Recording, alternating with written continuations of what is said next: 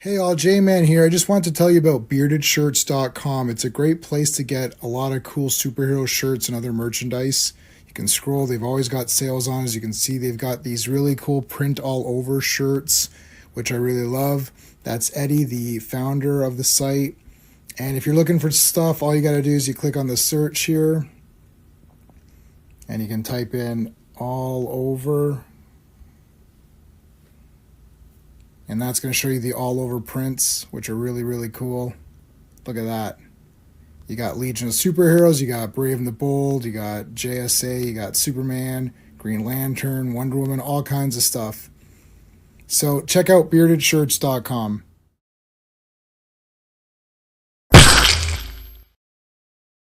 Hey everybody, welcome to Fantastic Fridays, where we talk about 4 issues of Fantastic Four Volume 1. Today we are covering issues 111, 112, 113, and 114. The Thing and Hulk are going to have a little fight. They've never fought before, except for the 100 times they fought prior. No, they didn't fight that many times prior to this. This may have been the second time, or maybe third. I'll have to think about that. But yeah, they haven't fought that many times at this point, even though we're into the 100s. So it's going to be a lot of fun going through these. I love Fantastic Four. Like, I've really grown to love this team. I wasn't there from day one. This is my first time reading all of these comics. So I'm sharing this experience with you guys, reading these Fantastic Four comics for the first time. And it's just been great. Before we do that, let's talk about what's going on this Sunday.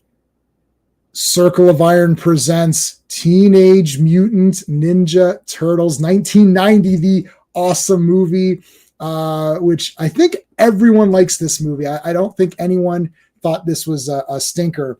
I remember seeing this a couple times in the theater. We're gonna deep dive Ninja Turtles as much as you could deep dive it on Circle of Iron, which is this Sunday at 7 p.m. Eastern for that. Coming back Monday for Earth's Mightiest Mondays. 4 more episodes, 4 more issues. This is episode 29. So episode 29 of Earth's Mightiest Mondays, where we talk about 4 Avengers comics. Tuesday, Terror Vision. We're talking about They Live. Yes, the John Carpenter masterpiece. That's going to be a lot of fun for Tuesday Night Terror Vision. Looking forward to talking about that. That's actually hosted by my friend Pete on his channel, Wrestling with Horror. You've got wrestlers in a horror movie. So I guess it's more of a sci-fi movie. But anyway, that's going to be on Tuesday Terror Vision. Wednesday on the War Room. This is sponsored by the Action Elite. I'm going to be talking about Speed. Yeah, with Keanu Reeves and Sandra Bullock, Dennis Hopper, and also Jeff Daniels is in there as well. So, classic action movie on the War Room, hosted by the Action Elite. That's going to be on Wednesday at 8 p.m. That's going to be 8 p.m. Eastern time. We're back 1 week from today for another Fantastic Friday, where we talk about the next 4 issues of the Fantastic Four. That'll be episode 31 of Fantastic Friday. So yeah, looking forward to that one. All right, we already have a lot of people in chat, and there's super chats and all that great stuff. And thanks to everybody who's here. Let me thank the channel members real quick, and then I'll bring everybody in, okay? So these are the super friends of the channel, and they're the channel members. So we appreciate them, and we shout them out at the beginning of every stream. So, of course, big shout out to Dan, Sean, Steven, Brennan, Mark D, RR, Philip Story, Digger Jim, Quagnar, Just Joe, FK, and GT. And we always thank Clobberin Times. You could put a CT in this chat. This is the big one for Clobby. This is his favorite team, favorite character on his favorite team. Big tribute to him. So please make sure you put a CT in the chat to honor him. Okay. All right. Let's bring in our regular co-host. Hello. Hey. Yeah, Just there's a trick to that whole Hulk thing fight. It's so stupid. It's like they fought once before up to this point. right. But then in the 2000s, Marvel produced another comic called Fantastic Four World's Greatest Comic Magazine. Mhm. And in number 5 of that, they retcon a fight between the first and second fight. So this is the third time in continuity. I'm gonna beat them up. So dumb. Anyway, Anyway. Shenanigans, all of it. comics. Why do we love you? I don't know. I don't. All right. Well, let's bring in. Well, in honor of They Live this Tuesday, let's use this to bring in our co-host tonight. Well, when you get some kind of master plan, you let me know, huh?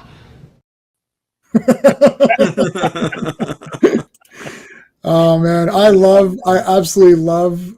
First of all, I love that movie. It's a 10 out of 10. Spoiler alert, it's a 10 out of 10. But Keith David, look, I love Keith David. He was being a dick. And I remember my grandfather, I always tell this story, my grandpa was watching it, he's like asking me in Croatian, he's like, why isn't he putting the glasses on? I said, I don't know. Like, what is his problem? Like, put them on. He won't do it. And then I was thinking, like, you know what? Keith David probably thought, I'm not going to look good in these. I'm not putting them on. But the two of them together, I was mortified when I love Evelyn. What's her name? Gosh, what's her name? With the gray eyes, yes. Yeah, with eyes. Oh my God. Meg Foster. Yeah. And she shot. Oh, I was like, no, you killed them. I was so upset. I was like, no, because those two guys just walking after they beat each other up and they're all just beat up and they're walking together. That's super funny. And then they're cleaning each other up. He's like, what kind of stupid thing suggestion is that? And Roddy Piper's like, when you get some kind of master plan, you let me know. I was like, yeah, I'm with you, buddy. Like, what the shit? Like, it's like, what's your idea? I saw this in university. I'd seen it before, and like when he says that, the crowd erupted. It was like there's one of these giant halls at York University. Yeah, when you get some kind of master plan, you let me know, huh? You know what's funny about that movie is we always forget. Meg Foster, she throws Nana out that window. Well, that should have been the first hint. Well, yeah, but he's got a mullet and muscles, and he's trying to get into her house. Like, that's all weird, right? So she didn't know what was going on there. And he's talking about, like, it turns out that anyway. Turns out though she got recruited after that, and Buck Flowers says that in the movie. He says most of us. No, sorry, Jason. Peter Jason says that his character says that to Roddy Piper, saying most of us just. He's got the big suit and everything in the cocktail. Yeah, that's later. When Buck Flowers like he goes, what's the threat, boys? We all sell out every day. May as well be on the winning team. He's got martinis and stuff. He doesn't know what to do with a martini. I don't know how to do. If someone give me a martini, I'm like, what do I do? Like, do I just drink it? Am I supposed to sit? Like, I don't know how to. It's an underrated satire. It's like it's so cutting, and I think that's what people react against. But it's so good, Yeah. Yeah, that scene's almost like the Joe Pantaleone or Pantalono. Pantaleone. Yeah. Matrix, when he goes, I know the stake's not real, but I'm enjoying it. Yeah. Oh, Matrix the first Matrix is awesome. That's an awesome movie, man. And like, a lot, like, I liked that. I liked where he's like, look, I know that this is not real, but whatever. And it's like, yeah, maybe I don't want to fight in this war, right? Like, his emotions are real. Yes. What he believes in is real. That's yeah. Yeah. Let's say hi to our buddy Phil. Our doc. I don't want to call you Dr. Phil. That's not going to work. How about Dr. Owens? No, I'll just call you the Doctor. So we got the Doctor in the house here because that's a Time Lord. He's got a Doctor Who symbol as this thing. Ring like button release a flood of endorphins. It does. It makes me feel good. I always check and see how many people liked it, and every time there's one, it's like, oh, I get like charged up. So yes, please hit the like. Thank you, Phil. I appreciate that. It also makes you more attractive to him. That's a fact. That's proven. RR is here, our super friend. Doilich. I can't. I know it's like I don't have my universal translator on. Big thank you to FK, a member for 3 months. I feel like it's been longer than that. I feel like it's been longer, hasn't it? But anyways, thank you, man. I appreciate that. Joe Dog is here. What's going on, Joe Dog? I think Joe Dog wants to come in on Monday. So, remind me again. I know I remembered it now, but I could forget. So remind me. We're talking about Daredevil, so he wants to talk about the Daredevil issue. I'll just bring you in whenever you want. FK with the super chat, $1. Thank $1.01. Thank you, man. What can we give? How about a? Well, I'll give you this. Thank you. I haven't used that in a while. Got to rewatch that again. That was actually a good horror movie that came out. I saw Weapons and it's it was fine. I mean, I liked it because it was schlock, and the ending of Weapons was the most hilarious thing in the universe. Did you see? Did you see? You saw it, right? The ending's pretty good. And then Sean doesn't care. I know what happens. I haven't seen it yet, but yeah. Well, it's absolutely. I cried my eyes out laughing because it's like these kids just went out and tear her to shreds. It's like Raising Arizona and what's the other one? We just saw Point Break. Oh, Point Break, and stuff. Yeah. Oh, yeah. Raising Arizona. I haven't seen that since it came out. That movie is boss. It is good. What's all this? See, is this like some kind of? But is I reckon understand Canada. Oh my God. Yeah. Oh, thank you, man. It's Welsh, no? Yeah. It's Welsh, yeah. But I can't. I gotta let Vaughn know that RR loves his intellect. That's amazing. Oh, so yeah, you know what? He did comment. Actually, yeah, RR commented on my stream. So just like tonight, we're linking these up so everyone is watching. So please hit the like wherever you're watching. Oh, you know what? Let me turn the comments on so people can see them. I always forget to do that. Yeah. Sorry, guys. Last night. Yeah. I forgot. Sorry. Yeah. So we've been getting comments from other people's streams. So you'll start seeing them now. So our listen to the Age of Apocalypse stream. Nice. Vaughn is clear. Great intellect. Yes. Me appreciates Man of Steel. So there you go. The thing with Vaughn though, is that he just presents his point of view in a confident way. So the thing is that like, I mean, I've got the clip. Actually, I'll play. You have the clip. Yeah. I'll play that clip for this, and this goes for Vaughn. And this is another one of my favorite John Carpenter. We could basically just clip every John Carpenter movie. Here we go. Can't argue with a confident man. That's him. And that's him. He's confident. He says what he thinks, and that's it. Which is fine because everyone's got their point of view. And look. I buy all these movies anyways. So like, it doesn't matter to me. Like, you know what I'm saying? Like, it's like, I'm an idiot for getting it if I don't like it anyways, but I collect stuff. So it doesn't matter. No matter how much I don't like these Superman gun movies, I'll still be pumped up to have the Superman trilogy thing of like, Superman and Supergirl and whatever La Mancha. I don't know. But right. Anyway. And then a month later, we'll have to get replacement discs. For all those because they'll be wrong or whatever as usual. FK says even legal language even though it is. It's definitely good. Oh, no, dude, another super chat. Wow, thanks, man. I did okay. That's man. They did well today. I think they're in the finals. Yep. Canucks finals of cheer for women's rugby team. Okay, yes. Rugby. Yes, I love it. It's my favorite. It's my top one favorite sport of all time. Never missed a match. Sarcasm's dripping. Sarcasm, yeah. I didn't even know what was going on. Okay, but who are playing the World Cup next? Yes, beating the world champ. Yes, oh, awesome. Well, I don't know. Like, how about since we talked about Power Rangers, I'll give you that one. And what else do I got? And Cora Jade, who's no longer in wrestling, which sucks. But oh well. I need to get more current wrestlers. I did get Stephanie Vaquer's autograph from the WWE shop, so yeah. That was cool. Sean cursed. Poopy. Yeah, he cursed. It's Welsh. Yep. There you go. I should learn Welsh since my name is Welsh. I'm just a poser. Well, we call you CN. See, everyone calls me CN. I don't understand why they get that though. I don't know.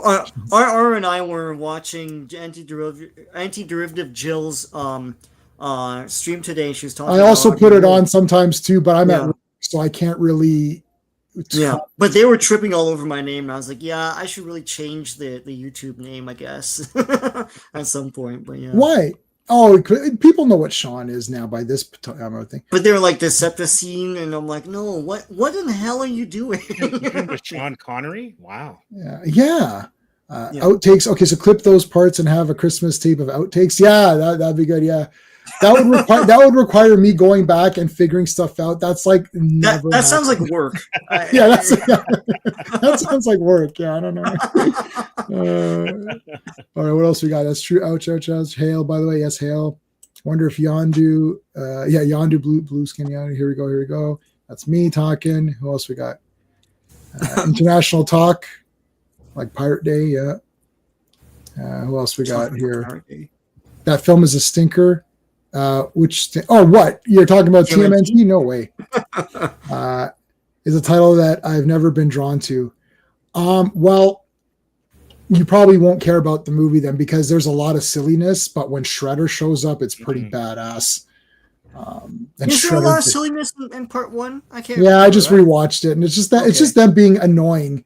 Like the the problem is like It might be that you're in your 40s. Yeah. I was gonna say I'm at an age now where the Ninja Turtles are super annoying, but I'm not annoyed with them because I love them from back then. But if I had just watched it now, I'd probably be annoyed by them. Oh, that's interesting. Yeah, Yeah, okay. I think I'll watch it again. Is that how you are now? Yeah, no, I'm not annoyed by them at all. I love the movie, 10 out of 10. I love it. No, like I've watched 100 the times. litmus test is Goonies. It's like Goonies a annoyed point me. where I'm like, these kids are super annoying. Like, But see, those kids are not ninja, right? No, that's true. By the way, speaking of, I just watched episode 2 of The Master tonight. So glad I got that on Blu-ray. Lee Van fucking Cleef, that's his name. It actually said, I was surprised that they added that. The F LV. Yeah, LVFC. That's his official What's name. the F stand for? It stands for Lee Van fucking Cleef. awesome. Anyways, what an awesome show that is. I think they only fought Fantastic Four 12. Yeah, so we're gonna Sean sort of address that. Yeah. Some CTs. Classic Comics is here. Classic Comics will be here on Monday to talk Avengers with us. Thank you. Muscles, mullets. Yeah, muscles and mullets. Yeah. Muscles and mullets. That's what I said. That's it. JR is here. How is it going, JR? You're okay, right? Not feeling any effects of any gunshots? I'm just you're too young for that. I'm having a stroke. That's a deep dive, man. It's a deep dive into cliffhanger television. It's a generational thing. To us, it's whatever, but to everyone else, like, what do you mean? Yeah. But the Shadow, I think it's underrated. I agree. I love the Shadow. It's cool. He was my choice for Batman back in '89. I thought he would have made a great Batman. Yes. Our good friend Phantom Outsider is here. Thank you, man. Oh, our super friend Brennan is here. What is going on, Brennan? What's up, Brennan? You loved my hat yesterday. Thanks for the shout out. Yeah, the Blue Jays hat. Still don't get why the goalie doesn't just move a little bit and like I don't know. Sean Bean. Yeah, Sean Bean. Yeah. That's Sion Beon. Yeah. Sean Young, Sean Penn. God, man. I like it. Yeah, Sion Beon. No, they're different. Like, I mean, we work with India a lot at my company, and they don't know what Sean is at all. Well, tell them to take a long walk off a short pier. I don't know. Know it. Yeah, it's got the canisters from Daredevil. That's correct. Yeah, with the hand and the foot. So it shows you over. But Overmind is really yet. Oh no, Overmind is awesome. Next week, Dr. Doom FF. Yeah, I haven't read next week's yet. It's on the fill in the blank list. So this is today's. Trying to speak Welsh. I thought you were having a. Oh yeah, no. Team has written by. Oh yeah, R is going to join us. Eastman Laird's love letter to Mark Miller's Daredevil. Yeah, and parodies a little bit. Love those guys. Yeah. All right. Yeah. All right, we're caught up. Woo! Let's talk about FF111. Sean, help us out. All right. Fantastic Four Volume 1, number 111. The cover art is by John Buscema and John Verpoorten. This is released in March 16th, 1971, but the cover date is June 1971. The Thing Amok, written by Stan Lee, penciled by John Buscema, inked by Joe Sinnott, lettered by Sam Rosen, and edited by Stan the Man Lee. All right. Thing, stop it. It's like the Thing just loves to fight. The Thing Amok. Hey, it says runs amok on the cover, and then they took out the runs and just put amok. No, I don't know who letters the that page, but so Thing is pushing cars out of the way. So, were you here last week, Steve, or no? I can't remember. On Friday, I can't remember. The week before, yeah. Okay, so you missed. So Ben can transform back at will. So it's more, but it's like Incredible Hulk, but he can just do it at will. Right. But that's messed up his mind, so he's a bit of an ass right now. So that's why he's so last week he was going crazy, and now this is the sort of the tipping point now where he's just like, he even treated Alicia poorly, like it kind of Yeah, that was the final straw that you now know he's turned, right? Yeah, so, yeah, because he was rough with Sue the week I was here when he was kind of getting in her business. yeah. You're right. So he was about to slap Sue at one point because Sue slapped him as Ben. Yeah, right. And then he's bad mouthing Alicia for being blind and all, which is a sure cue to the reader. You're like, what the hell? So Wait a minute, you're making fun of a blind woman. What the heck? WTF thing? Yeah, it's like, so now he threatens these construction workers, right? And because they're like, get off our site, and he's like, well, get out of my face. So that's right. Yeah, get and he out. could easily, like, it's Marvel and it's Stan Lee, so he's not going to show super graphic violence, but it is pretty alarming, right? Well, even tying them up in with and then dumping them in the ocean. Like, they're dead. He just murdered 2. Yeah, he scoops them back up. Yeah, it's fine. See, he brought them back up. And then he's like, "You guys are next." He's like, "No, we're not." They're like, "We're gonna run towards this yellow light here." Yeah.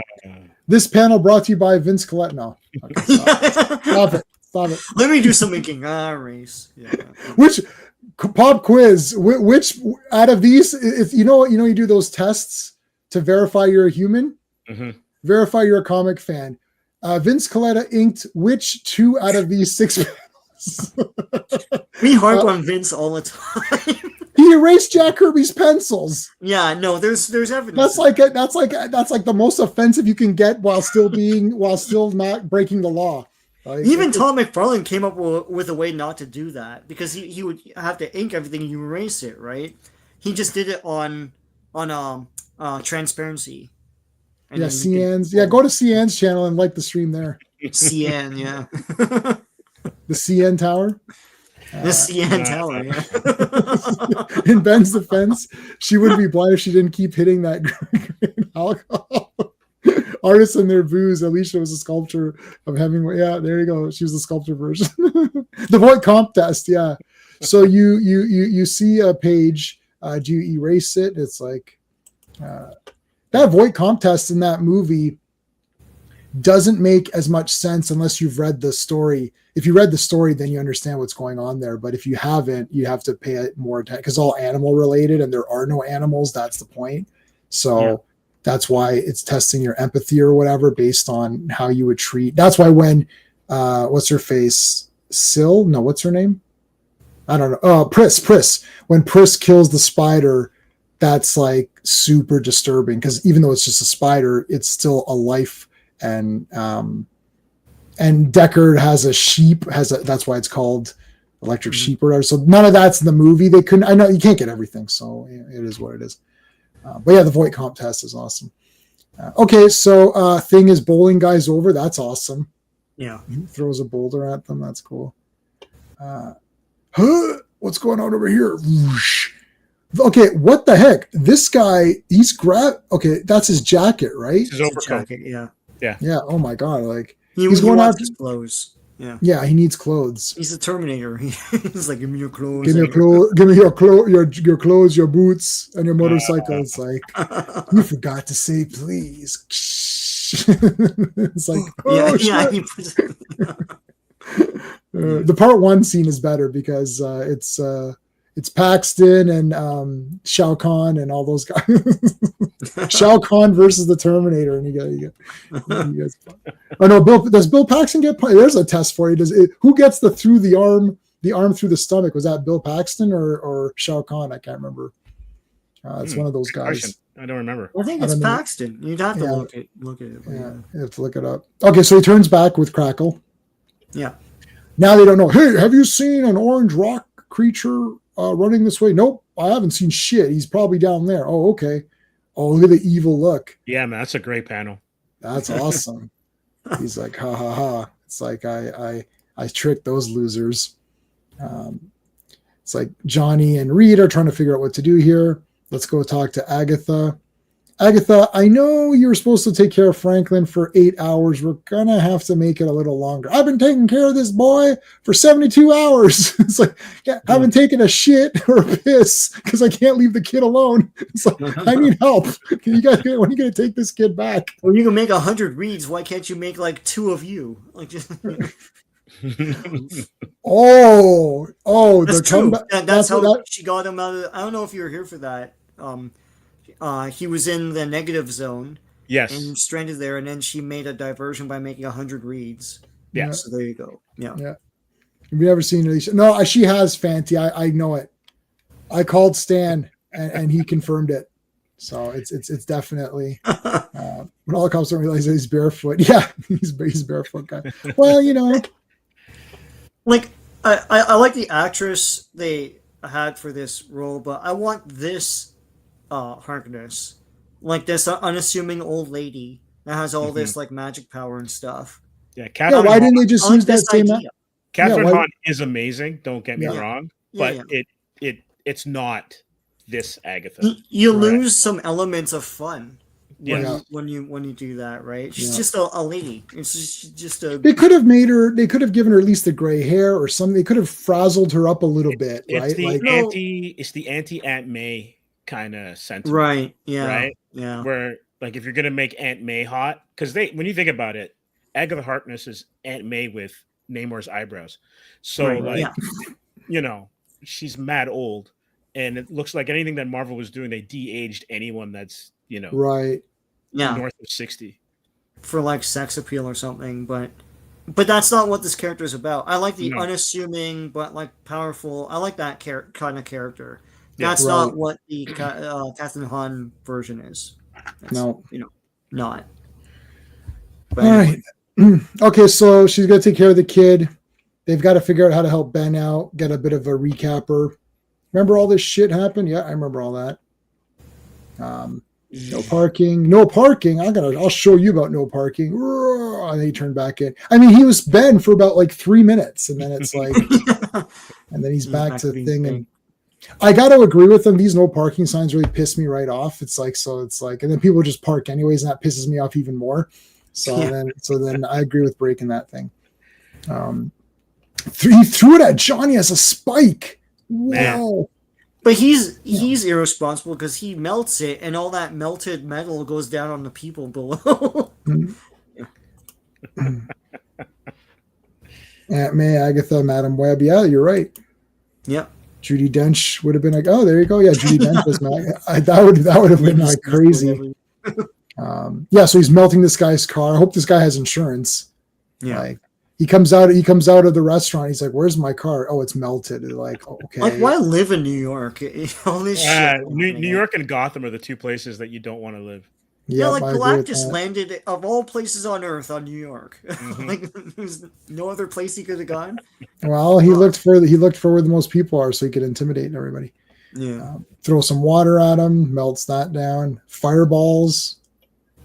This is pretty good. These two guys. I wonder, like, Human Torch could beat any of these guys. Guaranteed. Like, Human Torch can destroy the Thing. I would think. Yeah, tire him out, but going like supernova or something. Or yeah, like Human Torch is crazy. The other problem too is like everything around him would be destroyed too. So yeah, he would just take everyone down. To everyone. Yeah. Yeah. But Johnny's. I mean, he gets caught up. They're writing him as a teenager, so he gets caught up in emotions and stuff, and gets hot-headed, right? Hot-headed thing. Hot-headed, and he gets all pissed. No. Wait a minute! I think I see what you did there. Oh my God! It's James. It's J. Jonah Jameson. There we go. And Peter Parker, and Robbie. It's like Jameson's like the worst criminal. He's the worst villain of all time. I remember like going back through some of the Spider-Mans. I was like, wow, what a despicable. I remember thinking he was just like a mean guy, but like he's a despicable piece of garbage. He funded Scorpion and stuff like that. Like and different robots. Yeah. And the Spider Slayers, you're right. The Slayers where he is, yeah. Yeah, what a bastard. Anyway, here's this guy. What was this guy? Did I write this guy's name down? This is the big shyster guy who owns the Baxter building. What's Is he his name? pardon? Is he their landlord? I can't remember. Yes, he's He's the their landlord. Yeah. I'm trying to It's figure his out first where's appearance. what was his name. I don't know. But then you got all these people pissed off. Oh, look Go at away! that. Like I love the afro and all the hippie styles. Look at that. Yeah. It's of the time, yeah, they cast someone too old. They died by the next movie. They had a lot. I like how these people had time to go home and make these signs and come back. Yeah. What are you guys doing this afternoon? Well, we're playing bridge. Well, we're making signs, protest signs against the Fantastic Four. Oh, yeah. I might do that too. Okay, cool. Let's make a project out of it. And what if the Fantastic Four don't like your signs and your protesting? What are you gonna do? One has fire powers. One's a rock monster. Yeah. We don't know what Reed can do with all his stretching bullshit. Right. Like, and Sue can fade from sight. Sue's a secret weapon. Like, yeah, Sue can fade from sight. Yeah. So that's it was the era of protest, though, right? College campuses, everything. So. Oh, okay. Yeah. Yeah, you got to remember the time period too, right? It's reflecting. Yeah. Anyways, Reed punches this guy in his head because this guy's a loser. He gives him the big fist. Look at that. Yeah, super fist. Oh yeah, this is where he's like, I'm not usually a violent man or anything, and then I don't lose my temper, and he loses his temper, So right because this guy was being a super doucher. Now good day, sir. I said good day, sir. I'll say good day again. I promise you. This panel here is I noticed this immediately because I used to collect, and I still have my cards, the Marvel Masterpiece cards painted by Joe Jusko. Right. And I just happen to have this as one of my wallpapers. So I have the photo on my phone, which I can show you. So this panel right here is the Joe Jusko. See? Oh, I see it. Yeah. Yeah, with the updated suit, with the and yep, and it's even got the screwdriver. It's exactly the same. Oh wow.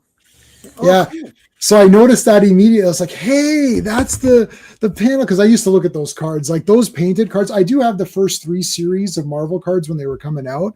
But once they started to move to the Masterpiece or Masterworks, Marvel Masterworks cards I think Joe did the first series, and the second series was multiple artists. Mm-hmm. Yeah. With Joe returning to some. But that I was like, oh my God, that's the Reed card. That's so cool. They released a big hardcover book of all that art last year. That's awesome. I wasn't gonna get it, but it's pretty cool. It is awesome, and I met Joe Jusko, and he signed he signed my corner box. I got a Namor corner. Because he was redoing all of those. Yes, yeah, he was redoing them all. So I got Namor. Next time I go, I'll get Cyclops, which I also have on my phone. 1966 New York probably had the highest energy consumption of any city in the world, so it makes sense. Yeah, it would draw Galactus. Interesting, yeah. There is a protest and a praise of a kiosk in the lobby of the Baxter Building. Reed takes the money and doesn't care. Yeah. Reed's handing out the signs. Yeah, playing both sides. Yeah. You use this sign. This will really irritate Sue. Sue's hair is trash. What? Did you see what they said about my hair? All right. So Ben, did you see what Ben does to Johnny? That's hilarious. Over here, yeah. He grabs that thing. And it's like rips it. It's like, he encased him or whatever. No oxygen, so he flames off. Yeah. Flame off. Oh shit! Go flame off yourself. How's that? Yeah. Flame on, flame off, flame on. From Wayne's World, game on.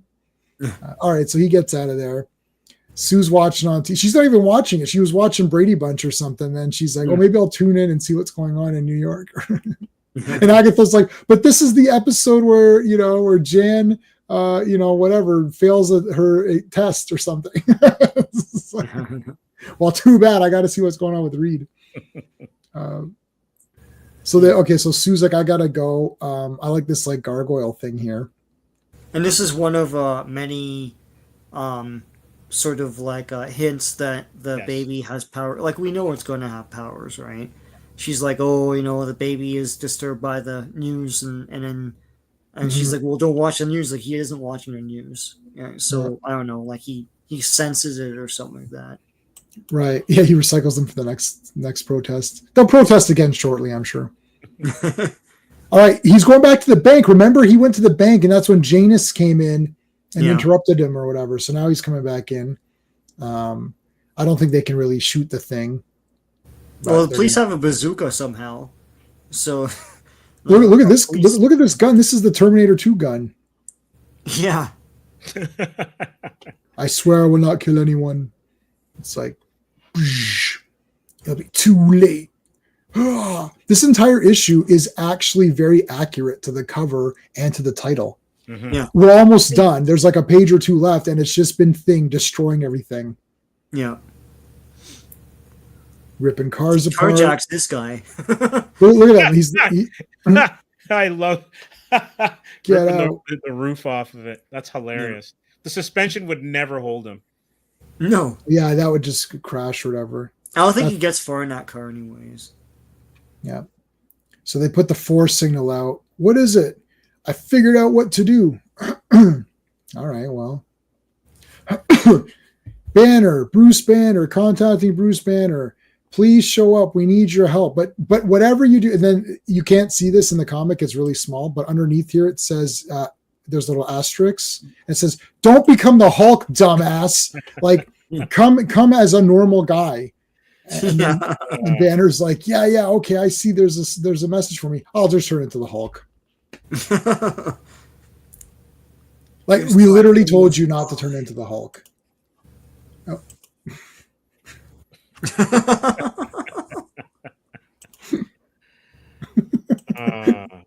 He literally turns into the Hulk. We literally told you don't turn. We're calling Bruce Banner. We're not calling the Hulk. We're calling Bruce Banner. It's like, no, this time the Hulk will die. Hulk always wins. Why is Banner so nervous? He's mad nervous. He can't even see action. Look at him. I got to. Yeah, he just became. He's living in the wrong city. Then, like, New York's not the place for him. Yeah, I think. So I think what they're trying to say. So I think they say it in the next issue where just seeing the Thing auto triggered him to become the Hulk or something weird like that. It wasn't. Yeah. That's weird. Now I know we've seen this cover. Classic cover. Yeah. Even Vince Coletta knew. He's like, you know what? We don't need a background on this one. We'll just put the two guys. He didn't ink it.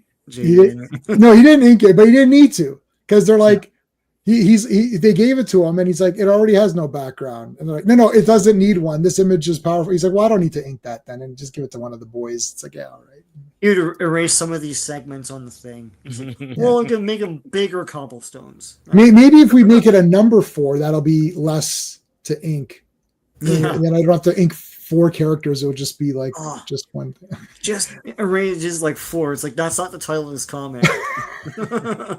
As recognized by the U.S. Post Office and we have a certificate of ownership that in one issue every year, and it's not called this. Anyway. Bruce should live in Sweden, yeah.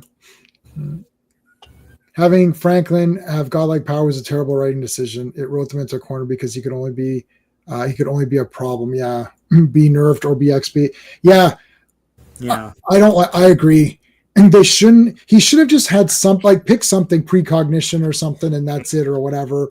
But then the thing is, with Franklin around, you don't need the Watcher, right? Yeah. You don't need Reed to come up. Like, you don't need anybody to do anything because he can do whatever he wants. Like, it's like he can like alter realities and create artificial realities and stuff, right? Like, it's really, I've never read volume 1 of Fantastic Four, but I have read volume 400 or whatever. Like, I've read, here and there, and I read some Future Foundation and these kinds of random comics. And I was like, so I've seen Franklin, Valeria, and all these guys, and I read X-Men versus Fantastic Four, and it's like, okay, well, Franklin's like crazy, right?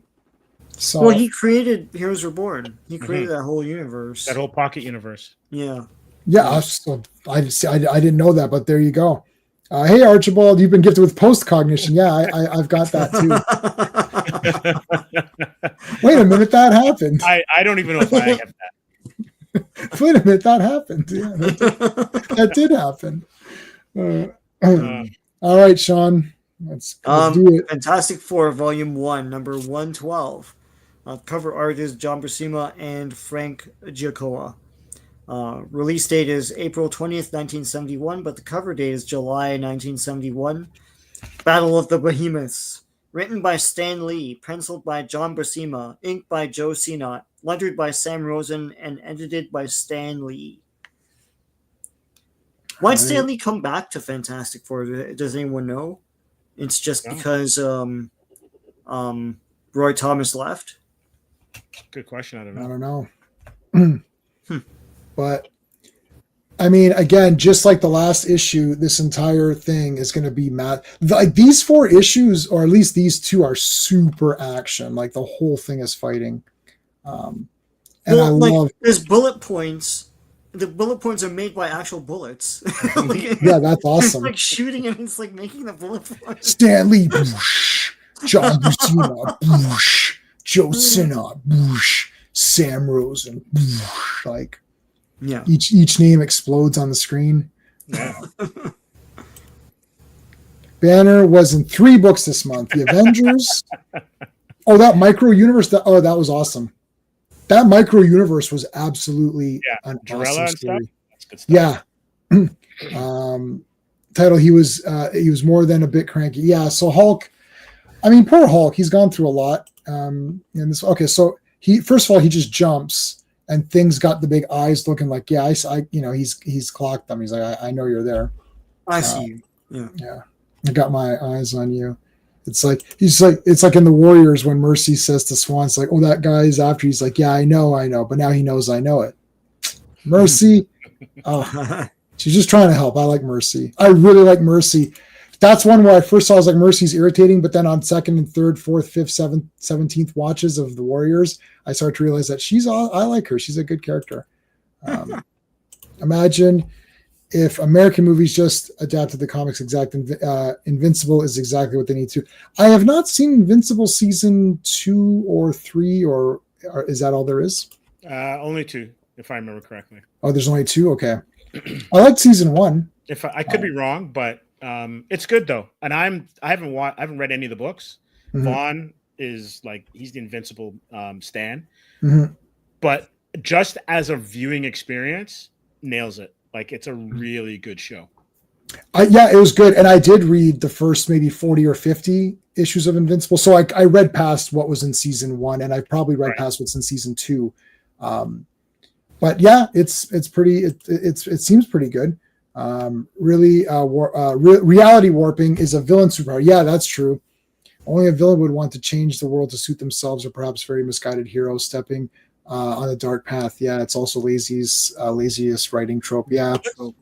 Does power? Does she change probability, or is she also reality warping with her hexes?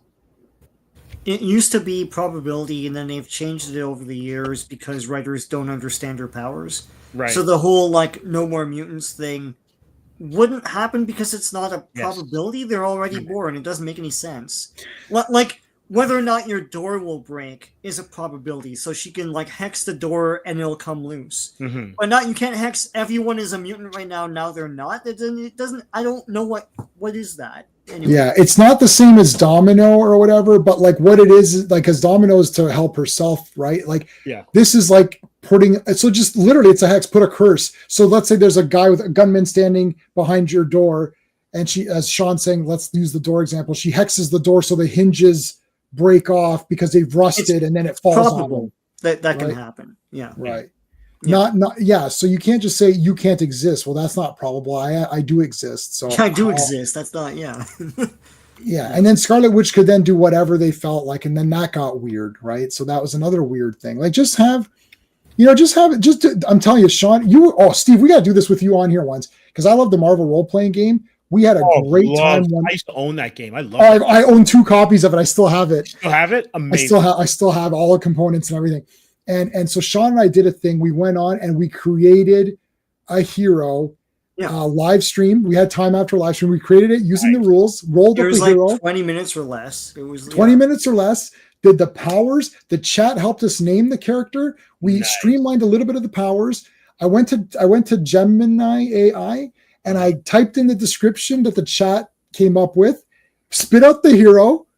It looked awesome. I was like, this is pretty damn good. We just created it. We should do a stream. Let's do a fun one like that. Create some heroes with the chat. Yeah.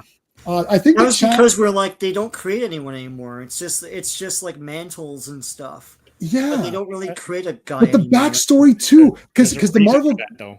Yeah, no, the Marvel game would do contacts. So I was like, okay, if you got these contacts, you're like, okay, so wait a minute. He had archaeological contacts. He had doctors. I was like, okay, so maybe he was an archaeologist. He found this orb, and the orb released this dark energy into him because he got dark powers.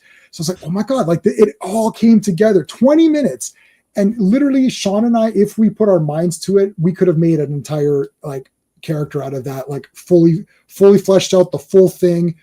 We've done it before. We've worked together on other stuff. We've done it for our magazines when we used to do stuff. So we could have easily created a big story for this guy. We did it in like, I don't know, literally 20 minutes. Like I'm not joking. I don't know what stream it was. You can literally find it somewhere, and it was there. That would have been cool.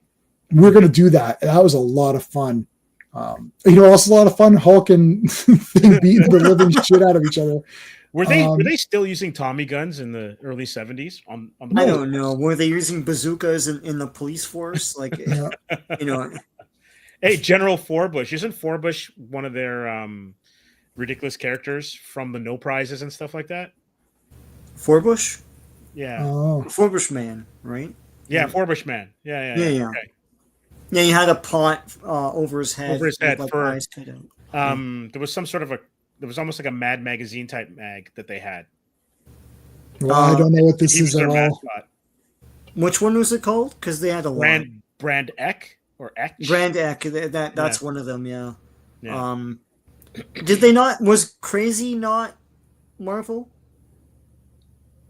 Not Brand Eck. Bush. What the? I've never heard of this. Yeah. Okay. Yeah. Bushman. Bushman. You've seen him, J-Man.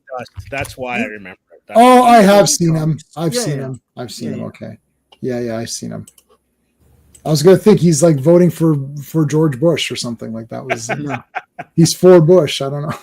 Yeah. Or maybe he likes Bush and instead of instead of clean shaven. I don't know. he's like, I'm for Bush. It's fine. Anyways, that was my fault. I apologize.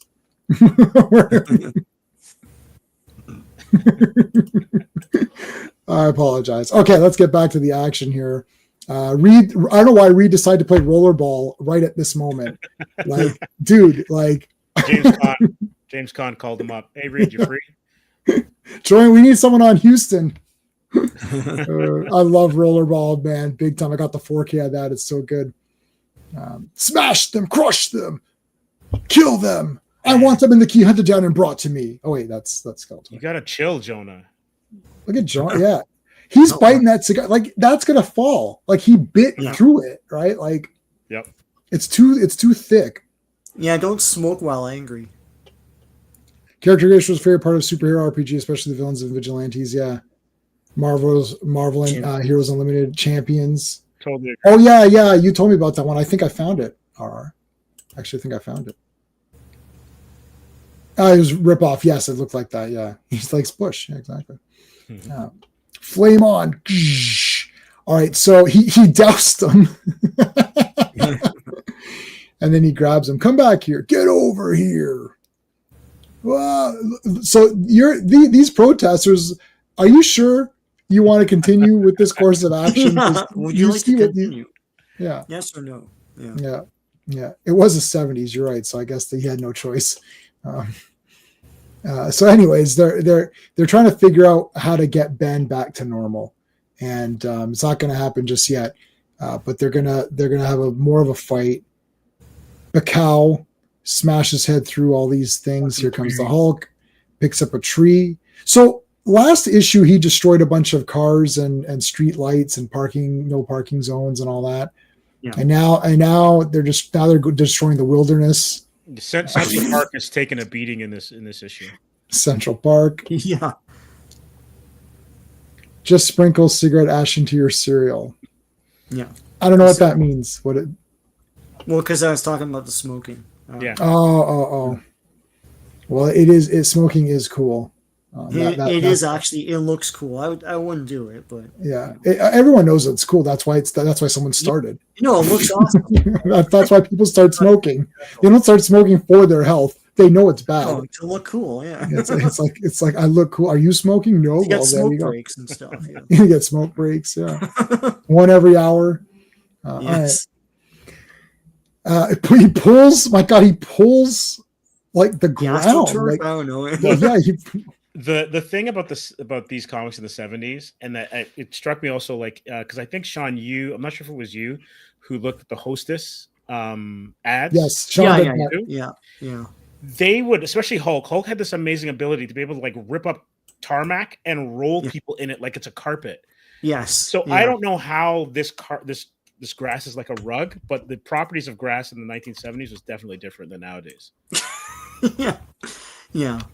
I think they're thinking of not AstroTurf, but the God, mind blanking. When you buy the rolls and then and you for like gardens and plazas and stuff like that. Yeah.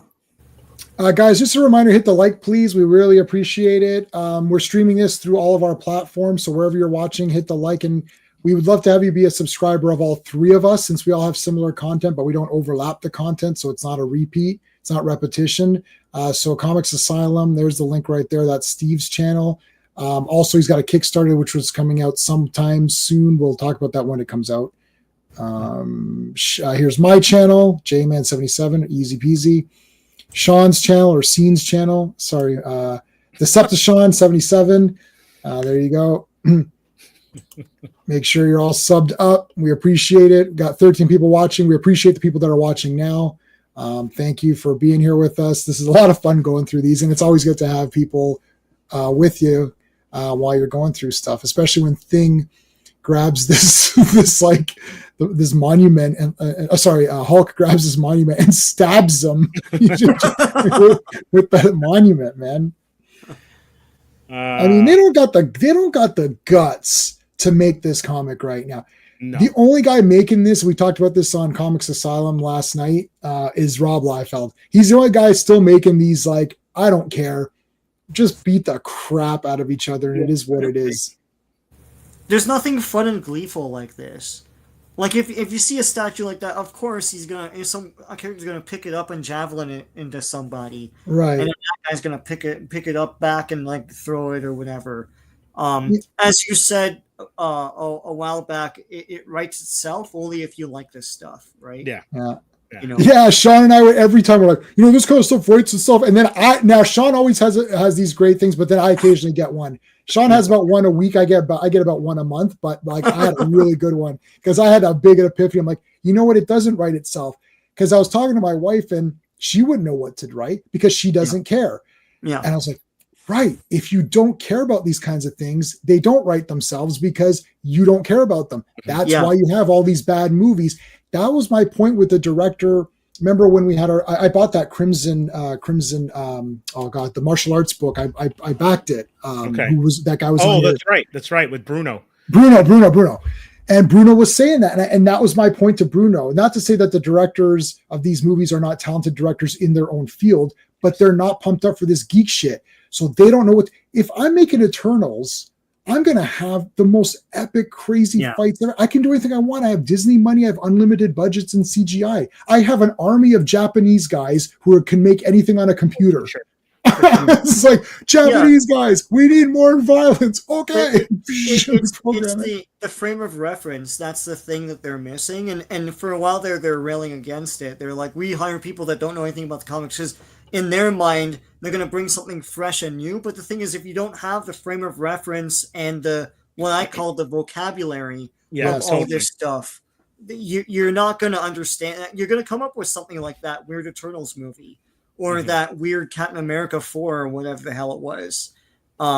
There's so much I could do with that just sitting there watching it. and it's like, he's not even the main character. What's going on here? Anyway. No. Yeah. It's not his story in any way. It's Hulk and Isaiah. It's like those are the only two. true. And you know who's actually missing? Banner. Banner's missing Banner's because missing. Everybody Banner not else in that there. movie. yeah, Liv because Tyler's Betty. there. Yeah, I know Betty. It's like, wait a minute, you're his girlfriend. What are you? It's so weird. Does he even get mentioned more than once? I think he's only like mentioned in passing.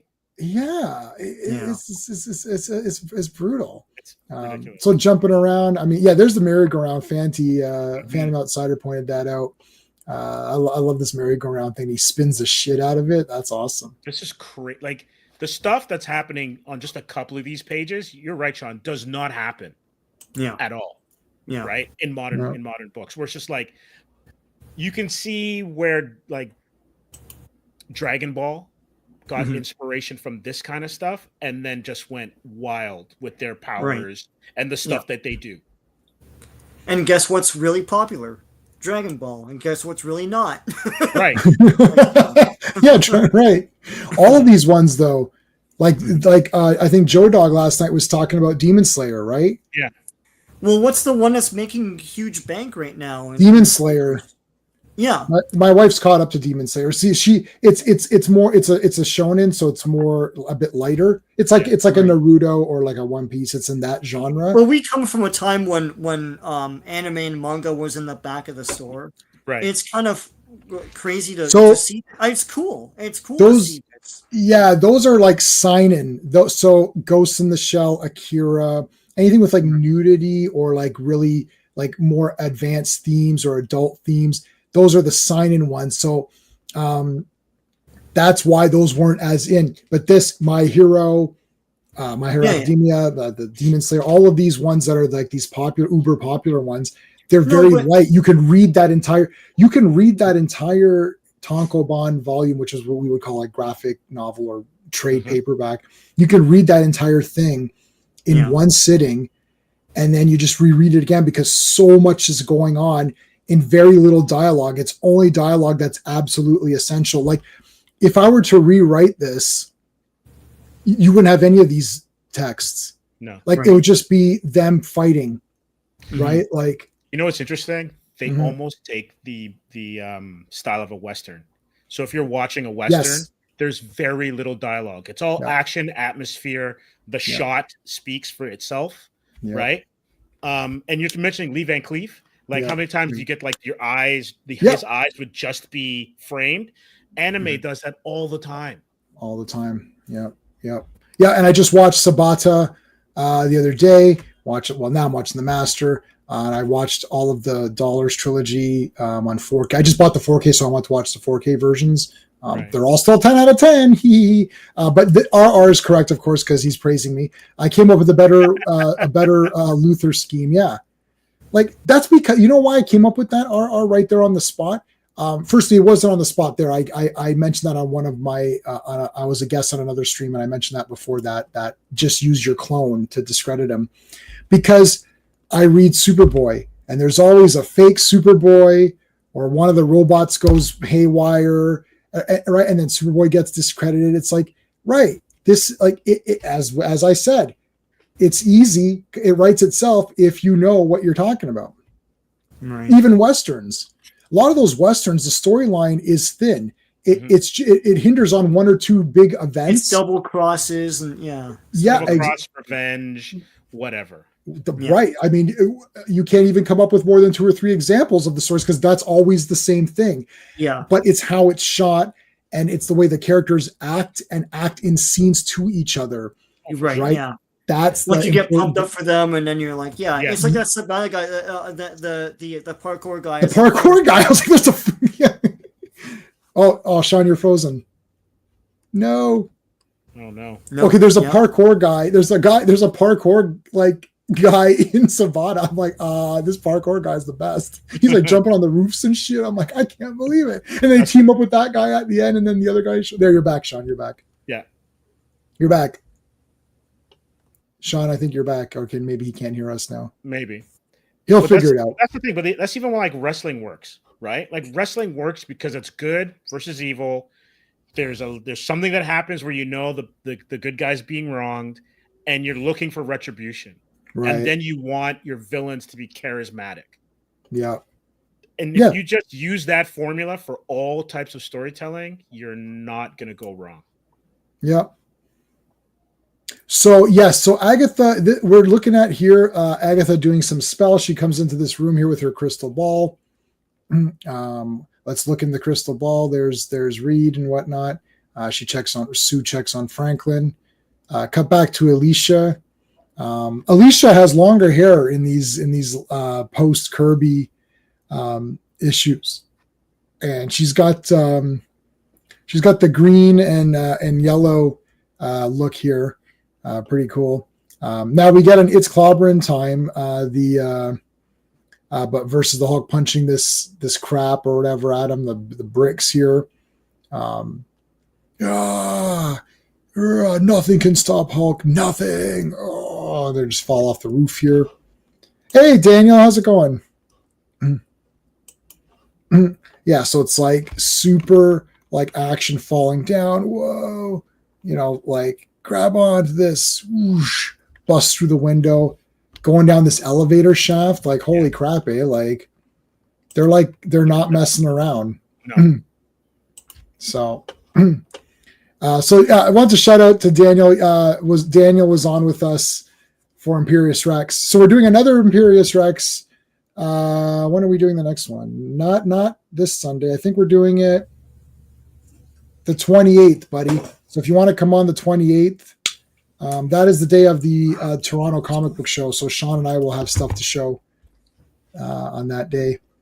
And I'm going to be getting some Fantastic Four stuff because Fantastic Four is just a great comic. So I'll probably just be heavy doing Fantastic Four. Okay. Love the Hulk art. Yeah. Think she got short hair. But she thinks she got short. Yeah, oh no. What do you think? They're holding the mirror up. It's like, I can't see it. Like this wrestling, they're having some Roman Greco wrestling here. Yeah, totally. Throw him against this Department of Sanitation, or throws him against the wall and then goes to the sanitation truck. Oh, that is nasty. He peels this back. Yeah, and rips it out. Hulk's gonna smell like poo. He is gonna smell like poop. Sean, you're frozen. Yeah. Am I still frozen? No, you're.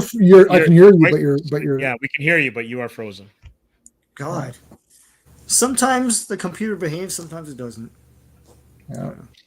So I'm watching this, and I'm actually remembering this because a guy that I was on my street when I was a kid had this issue, and I remember reading it when he lent it to me. But because I remember and I know what happens, it also now it harkens back to. Well, it hasn't. This wouldn't have been published yet, but they did the same sort of thing. How this ends, that they did in Alpha Flight 12. Okay. I don't think I went that far for. I have Alpha Flight maybe the first 6 or 7. Oh, so it's clean. Okay, it's clean. Oh, it was the cleaner's water. Okay. It was. You know what? Yeah, because it was coming out of the hydrant. Oh, right. Sorry. I saw the Department of Sanitation. I thought, oh no. Yeah, Hulk hates it. He's like a cat. He hates water. Alicia comes in, sticking her nose where it don't belong, and then boom, got the. For no reason at all. Yeah. Well, guess who shows up for no reason at all? The crazy thing is, though, everyone's on edge here. Reed and Johnny are at each other's throats. Yeah. Right. Ben and Bruce are going at it. This is crazy. Everyone is pissed. Oh no! Oh yeah, he got absolutely thundered because Alicia distracted him. Yeah, so Alicia distracted him, and then he took a full Hulk fist to the head. Yeah, and now he's dead. Yeah. Next. So where this is, it's not the same, but kind of similar. Byrne used this in Alpha Flight 12 when Guardian was incinerated. Okay. Because after Omega Flight had attacked him and his suit was all destroyed, he was trying to kind of diffuse the power pack. And then Heather walks in on him just as he's trying to figure out the last little thing to save himself. And he gets distracted and his suit blows up. And that's when he gets incinerated. Yeah. Damn you. That's cool. Yeah, I I do have I bought I have Alpha Flight 1. I've got like a bunch of Alpha Flight comics, but they're after a certain bit they were just kind of sporadic. So I don't remember. I remember thinking they were okay. I remember not dying over them, but I know it was a big seller. So yeah, number 1 was a smash hit. Yeah. Okay, so sorry, I read that one. Remember Hulk hates. Maybe got some sense knocked back. Maybe the site got knocked. 1980s TV episode where that happens all the time. Amnesia, affliction. My favorite was Fame. That happened all the time to that character, Amatullo. He got cancer, and then it went away at the end of the episode, and then he got hit in the head, and like, oh, you're blind, you can't see. And he got hit in the head again, and he's fine, but it's dramatic. It's not funny. Yeah. I feel that like anything that happened to them was kind of undermined because the fact that they're going to live forever, so it doesn't. Yeah, it doesn't matter. They're going to even learn how to fly. So yeah, I mean, I kept waiting for that episode, and when are you going to learn to fly? You say it every episode. That mean woman with her ruler, like man, I love dance stuff, and I definitely watched Fame the movie and the show, and I watched Flashdance or whatever. Now you know what one I never saw is not Flash. Step Up. No, I think I did see Step Up. No, I haven't seen the Kevin Bacon Footloose. You never seen that? I don't know why. I don't know why I never saw that one. Yeah, John Lithgow's the villain, and Laurie Singer is in it. Footloose. There you go. Yeah, he bans dancing in the city, in a town or whatever, and then Kevin Bacon tries to dance his way into his heart and all that, and yeah. No, I'm gonna watch that one because I do like Flashdance or whatever, but I haven't seen. Good soundtrack too. Kenny Loggins. Yeah. Okay. So I've got to watch Footloose. Yeah, and nobody can sing more than it's like Footloose, and then nobody understands the rest of the lyrics of that. Yeah. It's just a chorus. It's just a chorus, man. Everybody cut Footloose. That's all I know. Yeah. Did I like Dirty Dancing? Okay, I got to rewatch it because the problem is that that's one of those ones when you're younger, you're like, yeah, and then when you're older, you're like, you know what, that girl's a total idiot. You see the point, like, oh yeah, yeah. You side. There's a point in time where you side with the parents. Yes. You're like, you're irresponsible and all that. It's like, yeah, you are though. You are. What the hell? It's like Breaking 2. It's like, I don't know. I think a mall would be a good solution for this community. Sean, I only have one. Sean, I have got one thing for you. You lost your edge. That's all. You lost your edge. That's it. I gotta clip that, man. I love it. You lost your edge. You got to do the fingers like you lost your edge. Oh, that's the best. Yeah, the Watcher with the regular sized head. Mm-hmm. So this is the real. Oh yeah, Daniel was on with us, right?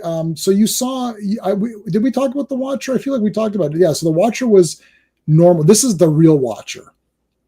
The jacked up. He's jacked up. Super muscular. Mr. Olympia 2 times. Mr. Universe 3 times. It's the latter half Vince McMahon version of the water. Wow. This is the Triple H Volume 2 or whatever, 2.0. Where you right here, he's cutting a promo. It's like SummerSlam. It's like Cosmic Slam. At Cosmic Slam, all those Eternals are going down. It's like, I don't care if you bring in the Celestials. I don't care if you bring Eternity. They're going down at Cosmic Slam next week. He does the math promo from. I'm telling you, this is the real Watcher. It's like 3-time Mr. Universe, 4-time Mr. Olympia. Okay, and then we got this guy is awesome. Great design. This guy, he's great. Overmind. All right, Sean, you want to do the credits on this one?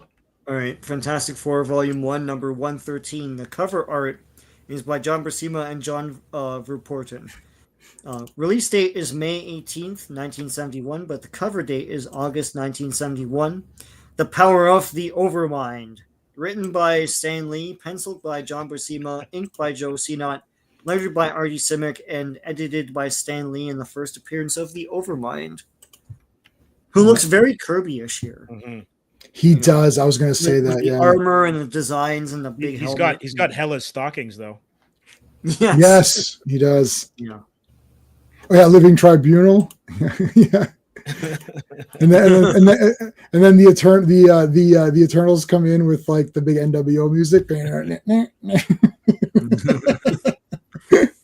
It's like they're Living Tribunal. The Eternals here, they're not the Eternals. These aren't the real Eternals, right? Yeah. The real the quote unquote, the real Eternals were supposed to be in their own, and they're supposed to be their own continuity, right? Because that's when Kirby. They were supposed to be, and then they folded it into Marvel. And at one point, Icarus fights Hulk, but it's a robot Hulk, right? That's the one issue I have of Eternals. Yes, yeah. Yeah, it looks like he's being Hulk on the cover, and it's a robot. So, And that's the bottom line, because the Overmind says so. Okay, so Thing is dead. He never comes back again. Sad issue. And Johnny's upset. And Alicia's upset. And Reed is trying to listen to his heart, but he can't hear it because of all of the rock. Yes. Yeah. Johnny blames the government. I don't know. Hey, Banner's still here. Yeah. There we go. Banner's back to normal. Nobody knows he's a naked man. I guess it is New York. It's New York, so he's a destitute man. Remember last issue where a chunk of rock fell off him. That's cool. Look at that. Yeah. What's the Hulk? Damn. So Hulk just takes off because it's like he doesn't want to deal with very it. guilty here. Hulk's you'd think he'd come back and try to help as Banner. Yeah. But I don't know. He just walks off. Banner's kind of like he's kind of fatalistic there. He wanted to switch places with Benji. Yeah, he wanted to. Yeah, he goes, maybe I should have been the one who had died. It's like, I'm not. So peace out. Well, I'm still alive. Anywho, I gotta bounce it later. I gotta make like a baby and head out.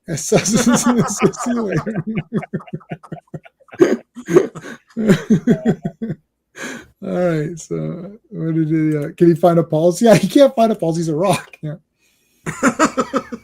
The Overmind is the villain that mind controlled the Squadron Supreme. Yes, eventually leading to the collapse of their society, setting up the limited series. Yep. Yes, which was a great limited series. I love how his pants always rip evenly. Yeah, just below the knees. They always do. Those are very good pants. Peter David had a good. This is during the Joe Fixit era where he basically bought his pants from this one place. So that's why they're always purple, and he never would end up naked. Yeah. Perfect. Designed just for that. I can't be the one to die. Well, I'll have to work. Yeah. got up to my own. I got to go back to my own comic. My own comic's not going to just continue without me. So anyway, so the cops also are now trying to arrest the Fantastic Four, which I mean that doesn't. Oh, Reed with the move. Yeah. He's got the moves like Jagger or whatever it is. Speaking of breaking, it's like whoosh, like he boogaloo shrimped his way out of that one. It's like holy shit, this guy got out of there. He got out of there. It's like, well, yeah, he's Mr. Fantastic. Then he became a ball here. And then Sue's using the force fields to keep the crowd down. I must say, I must be crazy helping you like this. So Johnny just automatically believes that Thing is dead and can't be saved. Reed, to calm him down, explains to him that, I think I could. No, he doesn't say that. He says nothing, and then it just causes more confusion. It's like, like just tell him right now that, like, we can try to save him. They should be able to lift him, but anyway. Hey, Mark D, what's going on, dude? Mark D. Mark D with a C. How's it going? Look how easy I've got that in there. I got that in there. I may as well get Classic Comics channel in there as well. Boom. Guys, make sure you're subscribed to Mark D with a C. He's the OG Saturday Night Star Trek guy from Clobby's channel. That was their I guess there's a couple. Well, actually, Clobby had so many shows. So I was going to say that was almost the flagship show. But anyway. It became, I guess, the flagship show because it had the most engagement, I think. Yeah. So yeah, make sure you guys subscribe to Mark D. While you're subscribing to Mark D, Classic Comics has been the chat. May as well subscribe to Classic Comics because he's here every Monday. So make sure you subscribe to him as well. Did we miss any comments while I was doing that? Yes, I did. Banner left, but he's going to fight the Valkyrie in the second one. The second one, not the Defenders, Barbara Norris one, who's the third one. Jeez, how many Valkyries have there been? Okay, let's go. Okay, so he's going to help them out. These guys are still protesting. Wow, they did not get scared. Hulk's been destroying shit. Thing has been destroying stuff. Johnny is the Human Torch. The Thing just loves to fight. You know, all this stuff. Like all this stuff's going on, and they're pretty relaxed. Yeah, we feel confident that nothing will happen to us if we approach New York right here. Yeah. There's one guy's sign that says, "I'm confident." Oh, okay. That's it. I'm confident. One guy's got a screenshot of Napoleon Wilson, and then he wrote, "You can't argue with a confident man." And then there's an arrow pointing down to point at himself as he holds the sign up.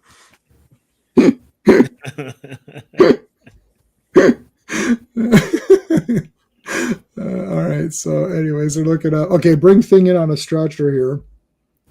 I don't know why Reed's ordering pizza at this time. It's really weird. Like, let me just order a quick pizza because we're gonna get hungry later. It's like, no, Reed, there's no time. There's no time. There's no time. So now he does feel pulse. Right. Yeah, that was a great show. Yeah. He I've been watching all of Next Gen again for the fourth or fifth time, and every episode's 10 out of 10. I don't know how you guys were ranking them. Like I was going through, and you guys were giving some B's here and C's. I'm like, you guys are insane. Every episode is an A+. I don't know.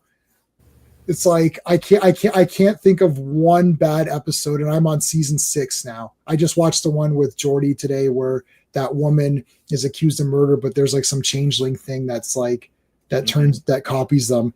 And I absolutely loved it. Vaughn is in the chat. Vaughn, you got compliments earlier on, buddy. Absolutely, bro. Oh, you got Can they scroll up? Can they scroll up in the chat or no? It depends how many chats there've been. Oh, so Vaughn you got high praise from our good friend RR, who thought that you were very intelligent. No, I'm serious. You're putting LOL. I saw that. No, it's true, bro. It's true. You gotta go to. I'll show it to you. I'll put it on my. I've got it on. The problem is RR watches it on my channel, so he commented it on my video after the fact. So we'll get back to that. Johnny, no one likes you.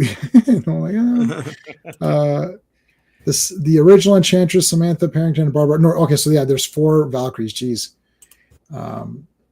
You'll be on Retro Nerd Girl. Oh, Retro Nerd, yep. Tomorrow at 4 p.m. for Superman 2 watch party. Yes. Well, Superman 2 is 10 out of 10. Clobby didn't like that one, but that's okay. The real Superman 2, Mark? Yes, the real Superman 2. The daughter one. All right. First 2 seasons. It's a lie, Mark. Stop lying to the audience. So before we started it, I told my wife, I was like, nobody likes the first 2 seasons. I was like, we're going to find out today. We're going to find out if this is fact. Just like Jonathan Frakes. Season 1 of Star Trek and season 2 of Next Gen are not that good. Fact or fiction? It was fiction. They're awesome. Like they're bloody. Every episode is bloody awesome. I love every episode.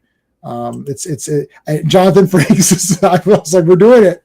So my wife and I got the notepad out. We're like, all right, and it was perfect. 10 out of 10 every episode. I don't know. Jonathan Frakes on that show is the best, man. He is the best.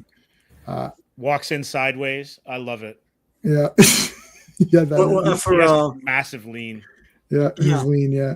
Yeah, I was talking about the fact or fiction thing because he'll I love the one where they did the alien autopsy, and at the end he's like, "I think it's a fake," and he walks off. And it's like they just watched the whole thing. That there's no mystery with you. Anyway, TNG got good. No, it was good from the beginning. I'm telling you, I've watched it 5 times. I'm not lying to you. I would never lie. The mistake is that their budget and the effects got better. Yeah. It definitely looked more polished. Yeah, and Deep Space Nine. Well, you remember that episode of Deep Space Nine that wasn't that good? No, you don't remember that one because they're all awesome. So remember that one that wasn't that good? No, exactly, because they're literally all awesome. And also, I have to say, Avery Brooks. Sean sent me. He knows I'm an Avery Brooks guy. Sean sent me. This is Sean's text to me. He sent me this Star Trek thing. I was like, okay. And then to ensure that I would watch the full video. You know how they do these clickbait videos, and they say watch to the end to, get the lotto numbers or to get the winning lottery numbers or something, right? So Sean put in his text like Avery Brooks shows up. He wouldn't give me the time code because he knew I just skipped to it. He's like, Avery Brooks shows up later. I was like, oh shit! And then I had to watch the whole thing because I was waiting for Avery Brooks. It's the New York Toy Fair presentation for the Playmates Star Trek series. Yeah. I think it's like partway through, like they were doing Deep Space Nine and stuff. Yeah. And Avery Brooks showed up for no reason. I don't know, for no reason at all. No reason at all. And he's picking up the toys, and he's like, I guess someone told him to do all this. And he picks up a phaser and he shoots it, and then he shoots the reporters and stuff with the. No, I think he was very interested. He's a fan. He's a fan. He knew. He's like, he looked like he was very genuine. It didn't look like it was a promo. It looked like he really, maybe he's just acting it, but he looked like he really cared. He's like, oh, these are very good figures. And they show him that's transport. He's like, wow, this looks good. He's like, and then when they went to the Ninja Turtles, because his son, I guess, like Ninja Turtles, and they're like, oh, would your son like these? He's like, he'd want all of these. Like, you would want them all. Hint. Yeah, sorry, Star Trek. Sorry, it's like he wants Ninja Turtles. He doesn't want your show. That's really cool. The toys were great, and it's a shame that they've always been bagged on. There's still toys at my comic shop from back then that no one cares about. Those Star Trek toys. I love the art in these issues. Yeah, this is all great stuff. As much as you love TNG, there are bad episodes. No, I haven't got to them yet. Let me know. I just watched a Quail or whatever. I just watched that one just now, tonight. I just watched, and that one was awesome. I don't know what you're talking about. What was wrong with that one? Can't argue with a confident man. It's like you can't. Oh no, you won't win on these Star Treks. It's not going to happen. You can win on other things because I just fake argue to pretend to be upset, but like you can't win on these. So Thing is back. Yeah, Thing is back. Yep. Back to normal. I don't think he can turn back. No. Okay, so no. Here's what happens. This is very interesting. Hold on a second. Let's discuss this because. Okay. They saved Thing. Guys in the chat, give me a second. This is important. So they saved him. And Reed is now saying, okay, I think we can try to fix the machine so that you can. And he's like, forget it. He literally takes it and smashes it. He's like, I'm done. I'm completely done with this nonsense. I'm the Thing, and that's it. This was great. And I'm pretty sure that I always joke, oh, that'll never happen again. I don't know. I'm sure it probably does happen again. Does. Well, it has, because he's come to this conclusion a couple times during the Kirby run. Mm-hmm. And then they keep going back to, oh, woe is me. I'm the Thing. I want to turn back into Ben Grimm. It's like, why? I don't. You said you didn't want to. And right. I think he does after Secret Wars again, like when he's on the planet, right? Well, that's because he gets those powers from the Beyonder's residual power or something like that. Right. And so he's Rocky Grimm Space Ranger or whatever for a bit. So, But I also like the fact that they have him fight the Hulk, who is kind of like the resident monster of the Marvel Universe. And he realizes what he's got, even though he's not necessarily in an ideal situation. Right. Yeah. Yeah, the artwork here is great. Sub Rosa, I don't think I've seen that one yet. Which one is that? I was trying to look it up. Is that the one where Beverly Crusher is being seduced by Dracula from Monster Squad or whatever? That one was pretty cheesy. So I might think that one is not that great. Wait a second. Is that the one with the ghost where she's seduced by the ghost? Yeah, yeah, that's what I'm saying. Dracula from Monster Squad. That's the actor. That's how I know him. Okay. I was like, oh my god, it's Dracula. He's seducing. Yeah, that was weird. That was weird. That was pretty weird. But Highlander 2 is a great movie. We need to stop. We need to put the kibosh on this whole rumor about Highlander 2. Firstly, it's awesome. Secondly, it's even more awesome than I'm saying it is. So I mean, Sean Connery comes back and teams up, and they're fighting Michael Ironside. I don't understand. And the guys have jetpacks and wings, and the sky is red. Like, I have no idea what movie these people watched. Oh, they're aliens. That's stupid. Well, okay, who cares? First, I didn't see the alien version. Secondly, who cares? Like, what's the other explanation? They're just immortal because of reasons. At least, I don't know. I'm okay with them being aliens. Why not? Ben is smiling on that panel. Yeah, you don't see it too often. Yeah. This was a nice. That was really nice. Yeah, he's like, yeah, he's satisfied. Yeah. He's satisfied. Each other, yeah. All right. Well, all their problems are over, right? Well, I don't know about that. There's still that glowing thing that was stalking them. There's still that glowing thing. Now, what could that be? I don't know. I'm not sure what that is at all, to be honest. Could that be a certain alien that's vowed not to interfere, but he interferes? It looks like he vowed to interfere because that's all he does. The Watcher got a new fit too. Look at that. Yeah, he's been lifting. Yeah, Space Ghost. Yeah, that one was cheesy. I remember that one being pretty cheesy, but mostly because I still really like Beverly Crusher, but I'm not dying over Beverly Crusher. But that's okay. I'm not making fun of anyone from those real Star Trek shows anymore. I'm done. The Watcher shows up with Kirby Crackle and his buff arms and his legs, and a new outfit. And he's got the Samaritan. Is that the guy's name from Astro City? He's got the one. Oh. The one like knob, cape thing or whatever. Yes, the gladiator sash. Yeah. So this is the real Watcher, Vaughn. The real Watcher is a big, huge buff guy that looks awesome. And that's the way he's been. So Sean and I have been covering this from number 1. This is how he's always looked to me. Which is weird because the Watcher I know is the one that everyone else knows, which is the big head and sort of the smaller. Yeah, that's what we grew up with, the 80s Watcher that was like the dweebish looking guy, yeah. Yeah, and I thought he was lame because he's in the role-playing game. Everything I know about backstories is from the Marvel role-playing game, and that's the version they have in the role-playing game, and I always thought that version looked terrible. I was like, this guy looks like a goof. And then when I saw the Watcher, when we were doing these Fantastic Four issues from, I don't know what issue it was, those early issues where he first appears, I was like, this guy's awesome. Like, what the hell? Yeah, what did they do to you, Watcher? Yeah, why'd they have to make him such a loser? I don't understand. That's not even a modern comic. Anyway, yeah. So, pointing the big finger, it's like, beware the overmind. Okay, I gotta go. Well, dude, you just dropped. He showed up. The big 2-panel wonder shows up. Oh, there's there's something evil coming. He's called the Overmind. Oh, tell us more. Now I gotta go. Well, okay. It's like, what? So what am I supposed to do with this information? Right. Like, if you never showed up and a super powerful guy came in and he said he's the Overmind, that's the same warning as you're giving me now. It doesn't. What am I supposed to do with that? A nanosecond sooner, it's an actual threat, as opposed to, let's go figure this out. Right. Yeah. He's sitting in the gym and he gets by. Yeah, soon. I like Orson Welles. He lets it. Yeah. Oh man, we can't make fun of Orson Welles. He's Unicron. And Robin Masters from Magnum, for sure.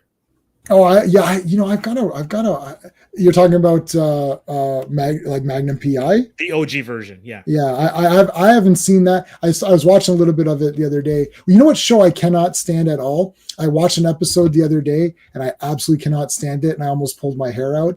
What little of it there is Mork and Mindy. I cannot. I used to love it. Watching some of it, it was never one. Really need never to one have of my been there, I think. Yeah, it was a time thing. Yeah. It was never one of my faves. Oh, I loved it as a kid. I had the toy and everything. I had the egg with the he came out. Yeah. Wait till I think at the time, no one had Jonathan seen Winters? comedy like that, and now it's not annoying. Yeah, It's but back then when it's like Jonathan electric. Winters shows up, it's even worse, Sean. Yeah. Yeah, so Jonathan Winters, no, I remember that. He was the baby or whatever. Yeah. Oh dear. Yeah. Yeah, it's absolutely infuriating. My wife had to turn her. She's only turned away from the screen for Steven Seagal. She didn't turn fully away. She did 90-degree turn, and I was like, wow. If I watch a Steven Seagal movie, my wife will literally turn, like she has like a chair that she literally turns her chair around so it's not even in her vision. Wow. So I've got a 65-inch 4K in a condo, so it's like a huge TV. So she literally has to turn away from the TV. That's a lot of Steven Seagal. Yeah, yeah. Yeah, there's a lot of Steven Seagal. Okay, Franklin is also getting some premonitions too, right? What's her face is telling them to beware as well. Yeah. Harkness. He's just making up. Yeah, he's just being a pain in the butt. Yeah. Now you're getting 2 thumbs down from the Fonz for not liking Mork and Mindy. Hey. Well, yeah, Fonzie could beat Mork. They both did pretty good against each other. Mm-hmm. That was like outrageous. It's like, what time period is this? I thought it was the 50s and now it's the 70s. I don't know. Sure. Yeah. Anyways, so was it technically a spinoff? It's because Mork turns up. He appeared in right, and meets Fonzie. But I think they say there, I have been on this planet 20 years ago or something like that, and so now I'm back or something stupid. I don't know. Right. Anyway, yeah. Third Rock from the Sun was much funnier. Well, yeah. Anyway, so the cops are still pissed at the FF. They're going to be evicted from their building. This senator guy comes in. He's like, yeah, you guys are all trash, and I'm going to put you in jail and get rid of you. And the senator obviously is a bad guy because look at the way he's looking in this bottom corner here. Yeah. He's got the big evil eyes, and they get all pissed off saying, you can't try. They're going to put them on trial and stuff. Yeah. And then you find out that guy's being controlled by the Overmind. All right. I like this cover. Fantastic Four 114. So this will be the last comic we look at tonight. So before we look at it in depth, Sean, what have you got going on your channel? I've been loading a bunch of stuff, but I have to make more videos. So I put up Marvel 2-in-1 number 14. So I'm going through all of those on my channel. I've been putting a lot of stuff that pertains to Halloween because I'm getting more into the spirit. So I put up a video that goes through Hellraiser 3, the comic adaptation, if you didn't know there was one. The Creepshow 1982 comic adaptation with some classic EC artists in there. Jack Kamen, Bernie Wrightson, I think, did the interiors. I'm going to put up more videos about horror movie DVDs. I know they don't get as many views, but I have fun doing those as well. And I'll go through more comics, the Marvel 2-in-1. I'm probably going to do Ghost Rider, Tomb of Dracula as well, heading into the spooky season. Okay. Very cool. Steve, what's going on with Comics Asylum? We've got a Nick Bradshaw interview from Montreal Comic-Con that's up. Vaughn did a great job interviewing him. Yeah, I saw that. And then our Kickstarter, it's in the pre-launch page. The pre-launch page is up for Atrium, so we've compiled it into a graphic novel. So that's up right now, and we're probably going to launch early next week, most likely. And I've got a Joe Rubenstein and a video to edit, and it's another one that Vaughn did while we're up in Montreal. And his name's just escapes me right now, but the creator of Thanos. We interviewed him, and so we've got a quick little interview with him as well too. I can't believe I can't remember his name. Wait, is that Jim Starlin? Jim Starlin, thank you. Yeah. Oh my God, that's crazy.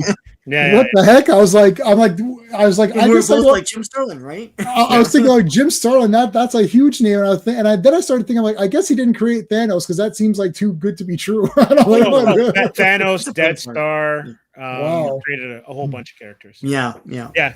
Thanks, Jim RR. My Yeah. brain is like mush right now. So No, I knew it was Jim's. I was like, I was like, that seems so crazy that you got an interview with him that I didn't believe that Jim Starlin created Thanos. I was like, maybe someone.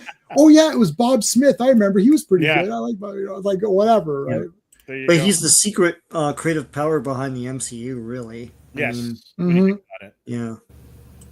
All right. All right, Sean, last issue. What's the credits? Let's do the credits on this. Credits. All right. Fantastic Four, Volume 1, number 114. The cover art is John Buscema, John Romita, Frank Giacoia, and Sam Rosen. Many, many people had a hand in making this cover. Release date is June 15th, 1971, but the cover date is September 1971. But Who Shall Stop the Overmind? Written by Stan Lee, penciled by John Buscema, inked by Frank Giacoia, lettered by Sam Rosen, and edited by Stan the Man Lee. Mm-hmm. Yeah, the real Gamora and the real Drax. Yep. The real Drax is like all jacked up with the cross suspenders and yeah. But who shall stop the Overmind? Yeah, who's going to stop him? I literally don't know. I'm completely baffled. Like, how are they going to stop him? You've got 4 candidates. Could be the Watcher. Yeah. that absentee landlord or whatever. I love when they show his pad on like the moon, and it's this like deluxe, condo thing. It looks awesome. It looks very, very cozy. Anyway. Yeah, that was good. Yeah. Yeah. So Reed is making out a check for bail here. It's like, yes, and it's $20,000 and things like, where'd you get them? Experiments and stuff. Oh, sure. Yeah. Well, I don't know about that. He's selling a black market liquor in Canada. In Ontario, people are walking into the liquor store and just stealing bottles and walking away. Yeah. And like they're literally not even being stopped. They're told not to. They're stuffing hockey bags essentially. Yeah. They're told not to stop them or whatever. So because they'll just raise the prices for liquor. So there you go. It's problem solved. We'll just pay. The 3 of us will just pay for it. That's it. No problem. So why stop them? I didn't know about this actually. I didn't, but like, so downtown, I have to take the path underneath the city to get to my work, and there's 2 LCBOs in that path, and I didn't know why there were like 4 security guards with like mega gear in front of those. Yeah, that's what's been going on. Yeah, okay, I didn't know that. No, they're walking with IKEA bags or whatever and why is this? The whole just because it's expensive? They're not even hiding. They're just casually walking. Yeah, filling the thing and walking out cash. Like there's no, and like they're being filmed or something. Yeah, it's got to be an aftermarket thing. Yeah, and they're filming. They're getting filmed. Yeah, it's like. And they're like, don't. And now there's like G.I. Joe guys like hanging out right in front of the thing. Well, so I don't know what's going to happen. Yeah. We'll see. I don't know. Yeah. Anyways, okay. So Johnny Storm makes some mist here so they can escape from the crowd. They go to the pogo plane or a pogo jet. The pogo plane. Pogo plane. Where there's a funny line here. Was that in this one or was that last week's? Where's the? Oh no, that was last week's. Okay, sorry. Where he's like, "Oh yeah, I'm just opening up the hatch for fun" or whatever. That was super funny. Yes, the thing. The thing. They're just like, "Why are we?" He's like, "Is your intent to use the pogo plane?" He's like, "No, I just like opening and closing the hatch for fun." It's like, yeah, that's the thing to me. So yeah, yeah, that is funny. And yeah, he wasn't like that in the movie. That's the problem. Yeah. It's allowed. Yeah. It's allowed. I'm not joking. Look it up. Look it up, RR. Go on YouTube. You can watch all the videos. I've watched all the videos. They just walk in and do it, and nobody's doing anything. Yeah, it's like I think it's a liability thing where they don't want the employees engaging. Yeah, right. But they have security. Well, they don't have security everywhere. I'm just talking about the path, and that's like more posh. They clean the crap out of that place. Yeah. So maybe other LCBOs, just individual locations out in the open. Yeah, mine doesn't have any guards. Yeah. Anyway, so Overmind is walking around, And they're like, look at the two little sissies or whatever from Three Amigos. So no, they're walking around and they're like, oh, look at this loser. And then he just blasts the shit out of all these guys. No, he turns himself into a regular looking guy, although it looks like some big lumberjack. Yeah. There, now I can walk around like inconspicuous. It's like, you're like this huge guy with this big red beard and super long red hair, and you tower over everybody. Look at this. He's an entire head and a bit over this guy. Yeah. Right? Now I'm blending in. Hello, fellow humans. I'm a human, just like you guys. We're all human I'm just here. an average Joe going to work. No, you're not. What job are you going to?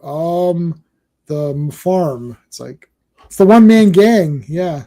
The one-man gang. Who is Akeem or whatever. They should do Akeem versus one man gang or whatever.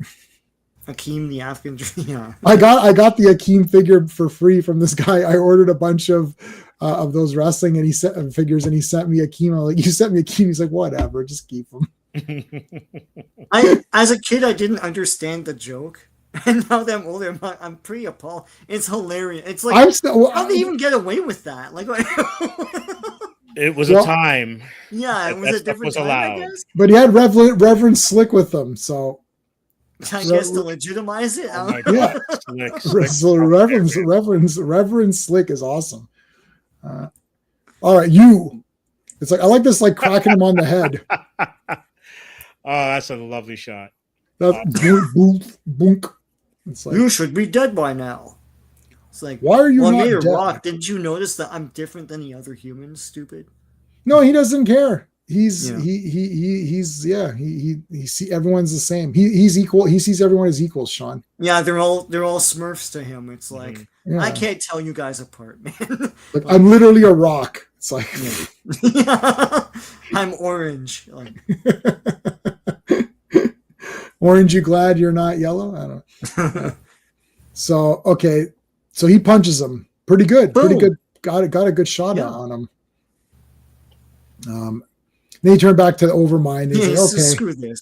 This isn't working right now. Yeah, he just rips off this pillar. He's like, let me rip a pillar off and smash this guy in the head. Let's have Marvel action now. Dun, dun, dun, dun.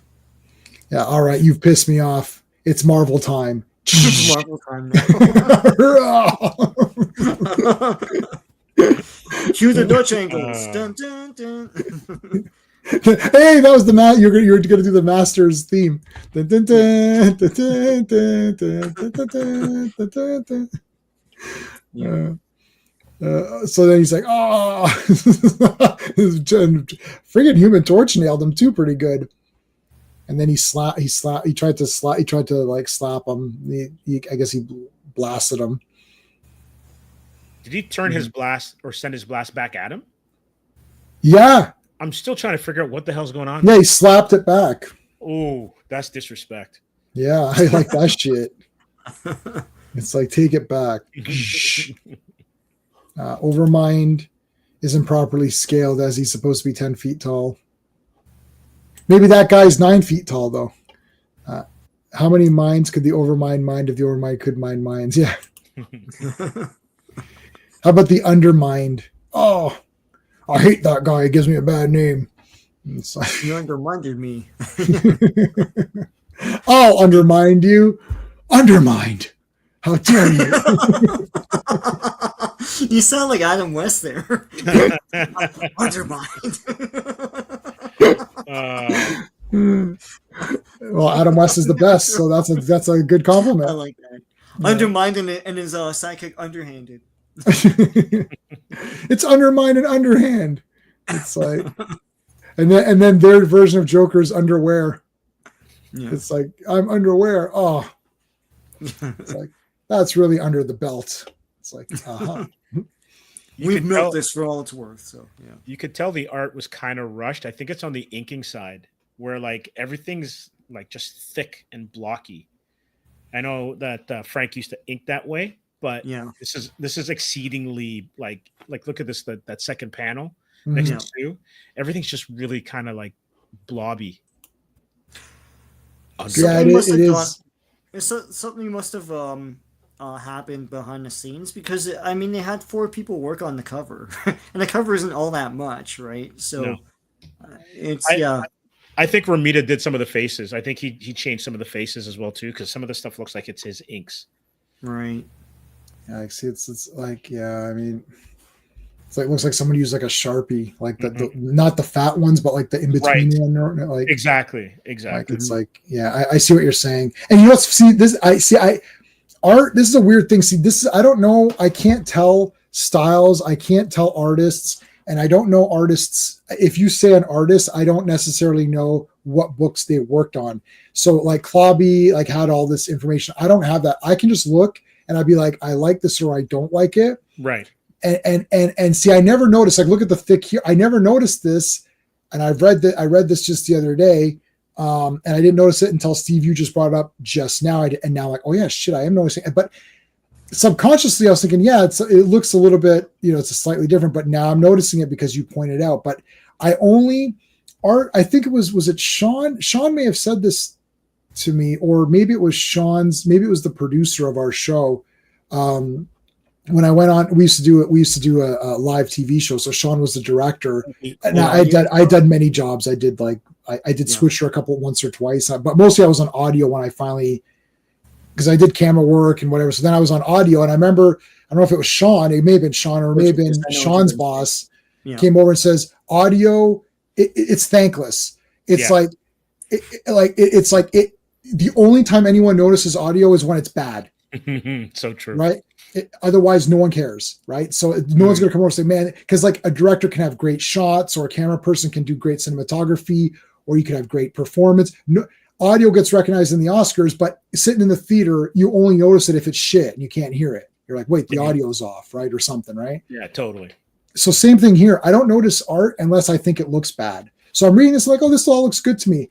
And then when someone sits there and says, hey, look, oh yeah, shit, I never thought, I haven't noticed that, so only if I don't like the art do I notice that, I don't like this art. But if I like it, it pretty much just washes over me. And so when we did the Kirby stuff, and it's like, oh, Jack Kirby, it's more like it's the whole package for Jack Kirby. It's his creativity, like the way that everything is laid out, the excitement.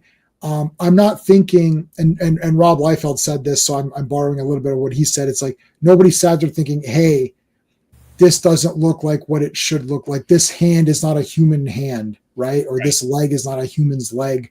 No, Rob Liefeld was like, nobody thought that, right? Like they're just like, oh, this looks cool. Like it looks like comics, or like this looks like a fun comic to read, because everything's like, whoa, and like guys are jumping and big, huge punching and all this kind of stuff.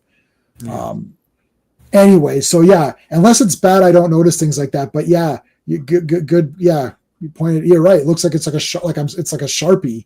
Yeah, it's just extra thick and not as refined. But like the storytelling, because John is so good. He was so good at what he did that unless you're really nitpicking, you're not going to notice it. But the storytelling and his draftsmanship is on. Oh, it'd be great to have any of these FF pages of any kind. Oh, this is great though. This guy locked them out. He put a lock on the door. You're not going to get going to work. Yeah, you can't get into the Baxter building, and thing just crushed it. It's like, yeah, okay, buddy. Thanks for your 2 cents here. Yeah. And Reed gets pissed off and throws him out. Yeah. Because he's like, you know what? I've had enough of you. Like, first of all, your mustache is irritating. So you're right away. You're already irritating me. And then you come talking a big game. It's like, okay, well, I'm going to kick your ass and throw you down the stairs. I like that. Wait, I'm calling out Reed on this one. I pride myself on the fact that I seldom lose my temper. Right. He's cursing everybody in this team like at least 3 times an issue. Well, because they're being irritating. He's got to off Sue the other day. Yeah. Well, she didn't. Like you know what, Sean? Next time Sue makes dinner and it tastes bland, let's see what you do. Let's see how you react. It's like there needed to be more seasoning, and she didn't. Like, Sue, I told you I need more seasoning. Yeah. Go ahead. Sorry. No, it's just like, woman, give me more. Give me my dinner. No, I can't remember what it was. she wanted. He was working on an experiment, and she said something like, "You're being too feminine right now. Like, get away from me." Yeah, I agree with him 100%. Yeah. I'm trying to. I'm trying. Listen, you know what? I think that was last week. Yeah. Yeah, he's trying to get shit done, right? Yeah. Like Reed has his dick moments for sure. Yeah, Yeah. no. Well, listen, this machine is not going to make itself. Like I got to make this machine. Yeah. The ultimate nullifier is not going to activate itself. So, like, get out of here or whatever. Yeah. Are we getting money for your experiments? No, then F off. Yeah, I should have been like, Stu, you're right. Let's work on your experiments. Oh wait, you don't have any. It's like go make me a sandwich and put two. You want to make something? Make me a sandwich. That's awesome. Why don't you go invent a sandwich with double the ham and double the cheese? Yeah, I want double meat. Double meat. Pedro would be making the sandwich nowadays. Yeah, now Pedro would go make a sandwich or whatever. Yeah. All right, so Stink Bomb, Yancey Street Gang. Haven't heard from them in a while. Look at Johnny. He's like, "Yep, they got you. That Yancey Street Gang, they got you pretty good." And Reed's like, "Cut the shit." It's like, it actually, look, it says "cut the shit" right there. It's like, cut the shit. Let's move on here. Remember the last few issues? Yeah. Vince Coletta, every third panel, just throw in a Coletta, no background. So remember last time when the Watcher showed up and Uatu Ferrigno showed up? What did it? That was, I can't remember. That was Phil or one of our guys. Uatu Ferrigno. He showed up. And then Agatha ate an airplane or whatever. Like, I don't know what's going on there. She's eating something. Projecting my thoughts through the infinite. Yeah. You could just send us a letter, lady. Send us a letter here. Although that's kind of like Chris Reeves' memories of Jor-El as he's flying through the sky. Yeah, I like that. Yeah. Yeah. All right. So the Overmind is coming, and we got to do something. Reed, we need you to figure out. Let me stand by this window and contemplate what we're going to do. That's a Dr. Doom pose, man. Yeah. Yeah. That is a Dr. Doom. FF, one of the few 40-plus story buildings with windows that open. Yeah. So true. Yeah, well, Johnny's got to fly out of them, right? So. Yeah. Yes. That's true. Now we got this dog here, this irritating dog. And then this guy's like, yeah, whatever. And then he shoots the dog. Did he kill that? He just makes them docile. They're very quick to point that out. Oh, yeah, sorry. He doesn't kill it or anything, yeah. How simple it is to make him docile with but a single gesture. But this is all you see. So the intention here is that it dies, but then Stan Lee's like, docile. Like, Well, yeah, dead is the same. Dead could be. It's like he's very well. The more dead you are, the more docile you are. So it's like Hawk in G.I. Joe the movie. It's it's like right. He's gonna be okay, and it's like this. Yay! It's like, wait a minute. I don't think he's gonna be okay. Like that. Yeah, there's blood actually in that shot. So yeah, well, he walked it off. Yeah, flesh wound. Yeah. Yeah, it's Duke or whatever, right? Or Hawk. It's Duke, Hawk. Duke like, is Duke. Yeah, it's just Duke. Yeah, not Hawk. It's Duke. Yeah. And it's like, yeah, Duke can walk it off. Okay, so look at this cars. He's angry. Yeah. This one contained Freddy's bones from Nightmare.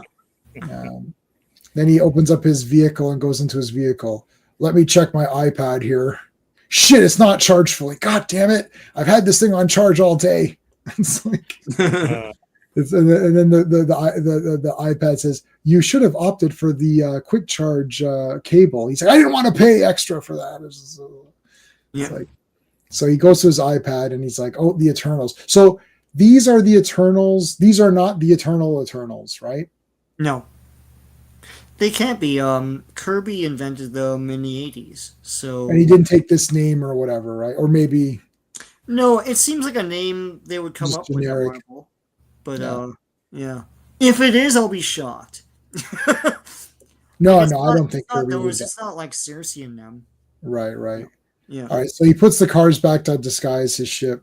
He Yeah, never paid. no He didn't get Apple Care. Yeah. No humans. No, sorry. No human knows. No human suspects that I'm a red-faced man. Oh. Sue's like, hey, and Franklin's like, give me back to mommy. I am your mommy. Well, you're never around. I can guarantee you, Sue's not going to show up to any of his football games. Reed is never going to show up, and I bet you Sue's not going to show up to very many of those either. And then he'll grow up to be Cyborg. And they'll grow up to be eternal beings, not the Eternals. Yeah. Yes. Not the Eternals, as Clobby called them. Clobby named that movie Eternals. Eternals. Wow. Did not like him, huh? He always names Man of Steel, Bull versus Shit. Bull versus Shit is pretty funny. But Man of Steel is great. Yeah, Man of Steel, Force of Break-ins. The Force of Break-ins. I did love that whenever there was a sequel with a number to it, he always did the same joke. It's like Iron Man 2 Audience 0. Like, or something like that. Yeah, Iron Man 2 Audience 0. Yeah. That was very fun. Yeah, we just say Iron Man. Well, I would just say. Well, I wouldn't say Iron Man 2 is that, but if it was part 2, I'd just say poo or whatever. Yeah. Okay. Agatha. Well, what was all that about? I need to gauge. So she uses Ben's strength and Johnny's flame. This is so weird. This is a bit This is a bit like, the Batman. What did he call? Because it's Batman. It's like, okay, sure. The Batman clause or whatever. It's like, why can this happen? Because it's Batman. It's like, okay. It's like, sure. It's like, well, I guess Agatha can drain their energies or something. Yeah. Is it any different than Geordi or any other engineer coming up with the solution in the last, 5 minutes of an ep? Yeah. No matter what it is. Yeah, I love it. I love the episode Relics where Scotty shows up and they talk. Oh, right. And then Scotty's he goes, captains are like children. They want everything, but you have to give them just what they need. And then he's like, listen, I've got to repair this thing. Picard needs it in an hour. He goes, I told him I'd have it done in an hour. He's like, and how long will it really take you? He's like, an hour. He's like, you told him the truth? You told him the real thing? He goes, you told him the real thing? It's like Scotty's like, I've been using the Scotty technique at my job. Like, how long will this take? I'm like, this is going to take me like 2 weeks. And then I'll do it in like 2 days. I'm like, wow. I was like, listen. Under promise and over deliver. Yeah, like, come on, Jordy. That was listen, Jordy effed up. I like Jordy a lot, but he effed up big time on that one. Okay, I love the going through the cosmos. There's Agatha's face in Watcher. Watcher's like literally taking a dump or something. It's like, yeah. Agatha, what are you doing here? Well, he's like, I've been expecting you, Agatha. With that weird head. So Phil thinks, okay, hold on. Like Gil Kane inked it? It's possible. Gil was probably so busy doing covers and working on Amazing Spider-Man, though, that. But if there was bullpen stuff, for sure, it might have come in because I know Ramita used to change stuff all the time from other artists. This Watcher. Hey, Mohammed, how's it going, dude? Hey, Mohammed. All of Image Transformers run nice. Image Transformers? Yeah, that's easy. There's only 24 issues. Yeah. The issue 24 was awesome. Yeah, I'm ready yet. Yeah. I'm so behind. Yeah. It's really good. So Watcher's wearing a different outfit. I guess they didn't settle on a proper costume for him because he always has different. It's just there's a collar, a cape, and some funky design. The whole blue thing is what we're used to, but they had a whole bunch of weird stuff before that. Right. Because he's almost got the Stranger's color scheme, which is like that yellow, green, red kind of combo. No, there you go. That's it. The great cover. This will be next week. All right, we got a little bit of time. Let's since we're talking about the role playing game, we can look at the role playing game. So I had the Marvel Advanced role playing game.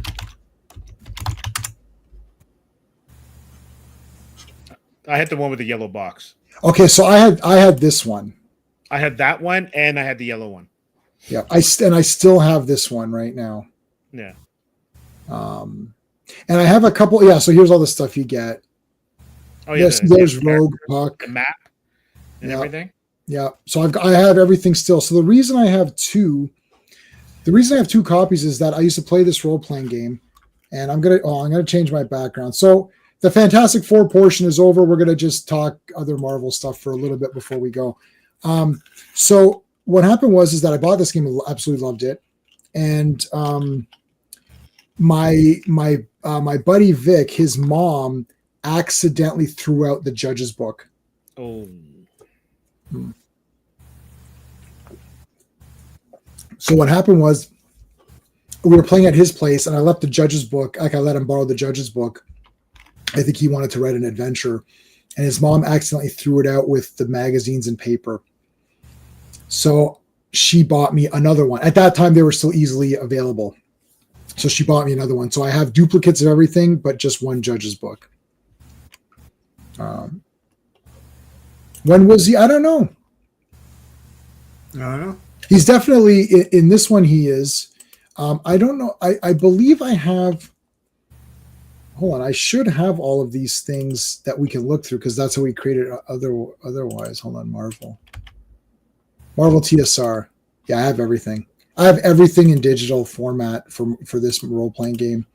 If you want to take a look, I probably have the basic one too. So let's take. You want to take a look at the player's book? This is what we looked at last time. Open with cover. Yeah, here we go. I can share that then. One sec. Oh, I opened up Atrium. Do you want me to share the? I can share the Kickstarter link. I guess this is it. Hold on a second. This is for Atrium, the graphic novel. It'd probably be just the notification page. It just says launching soon. Yeah, it's the launch page. Yeah, sure. Yeah, so it's on there, guys. If you want to check it out, I've actually read this and own it, and I didn't know who Steve was before I liked it. So it now that if Steve produces anything after this, there may be bias. But when I read this, there was no bias. So which is good because I'd rather read it.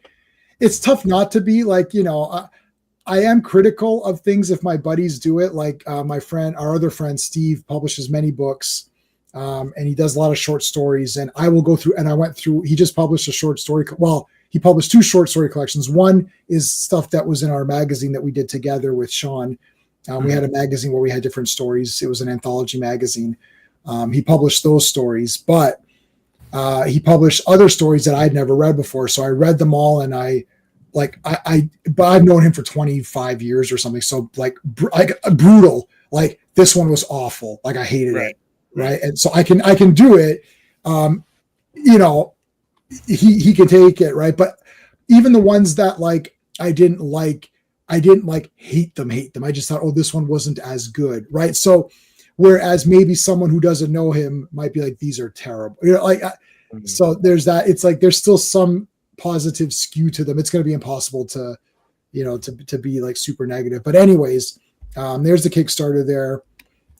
It's a long ass link, but the link's there. So you can, once it's up, then we'll link it all the time and we can go like that. You still have, sorry, I missed, I have both editions. You have both editions. Yes.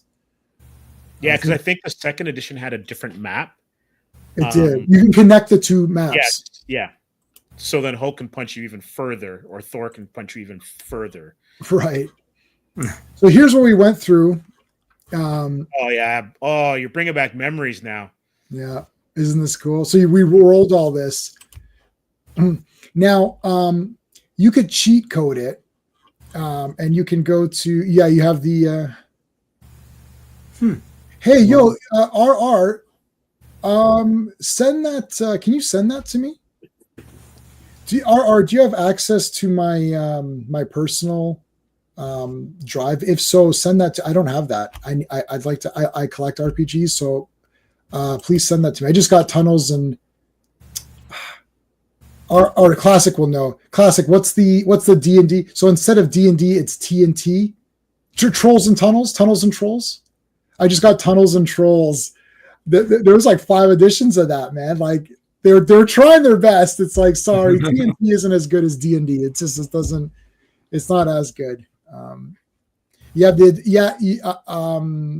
Same period. I think I have DC. I have to check. If not, I might ask you to send me those. So yeah, we use this to create the character. But you can actually go, if you go to Gemini AI and say, create me a character using the Marvel Advanced RPG rules with all the stats, it will create it. We could do that experiment. You want to do it? You want to do a random experiment? Hold on. Let me see. Hold on. Okay, here, let's try this random experiment. Hold on. I know AI is mean and or whatever, right? I don't care. All right, let's try this experiment. This will be fun. Okay, so you can go create a character using the Marvel Advanced RPG rules with all stats. There you go. Wow, that fast. This is wrong. Start that again. That is wrong.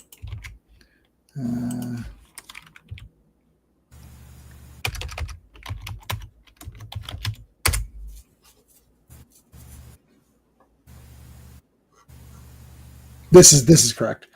I can tell by their terminology. Right. And it's the face rip. The ranks and everything, yeah. Yeah, the face rip. So there you go. Okay, so what's this character's name? Phase, whose real name is Lena Petrova. Okay.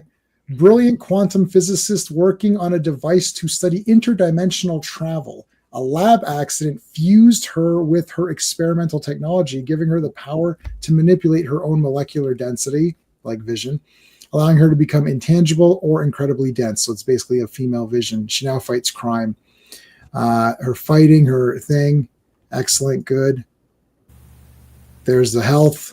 There's the karma, resources, powers, density control, phasing, body armor, stun, talent, scientist. Yeah, there you go. See, it creates it. And now... and even gives you contacts. That's pretty cool. Yeah, it does all of the rules. So it does all the rules of the... So to do this, you have to make sure... See, this was all wrong. This was wrong. I could tell that was wrong. You have to put TSR.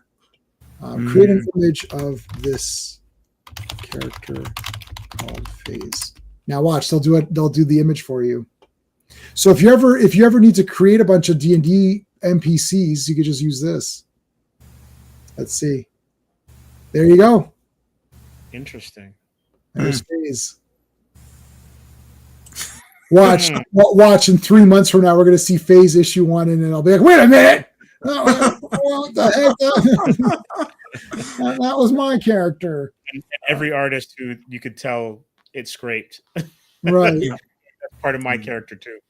Yeah. So there you go. Okay. It's like give her a more Silver Age of Comics feel to the costume. Make it simpler. Let's see. Let's see. It's really choking on that. Silver Age. What's that? It'll do it. It'll do it. Let's see. Hold on. Come on, buddy. Oh. Okay. She's got a letter P like Phantom Girl. Got the 2 color schemes. That's good. Okay. Make the image look more like a Jack Kirby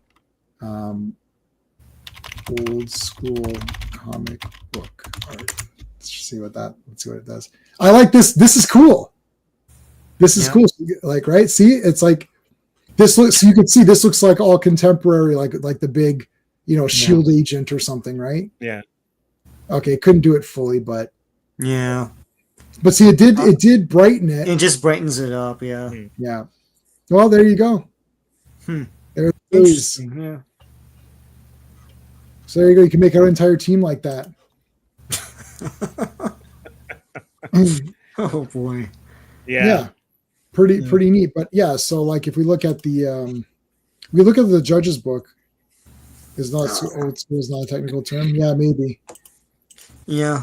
It doesn't know what that means, maybe, or All right, so there's the game. So this game book, how many pages was this? 100. wow. Let's look at, if we look at the judge's book, that might be more fun. Oh, wait. Why does it do that? Hold on. There. Can you see it? Yeah. Yep. Bring on the bad guys. Yeah, so the judge's book has the bad guys because you're playing as the bad guys. All right, so let's get to the characters. I also have the Children of the Atom, which gives you all of the X-Men. I have that physical book. And Sean, what did you get me? Oh no, Sean got me the DC role-playing game. Here's Legion Superheroes Legion, module for DC. Yeah. Sweet. Because we were hip deep in Legion at the time. And I was like, oh, this is interesting. It is awesome. It's awesome. I looked. It has all the villains from the comics up to that point. So yeah. Okay, so here you go, Angel. So I read all of these things like a million times over. Yeah, Aurora, right? There's the so Beast, Black Knight, Box.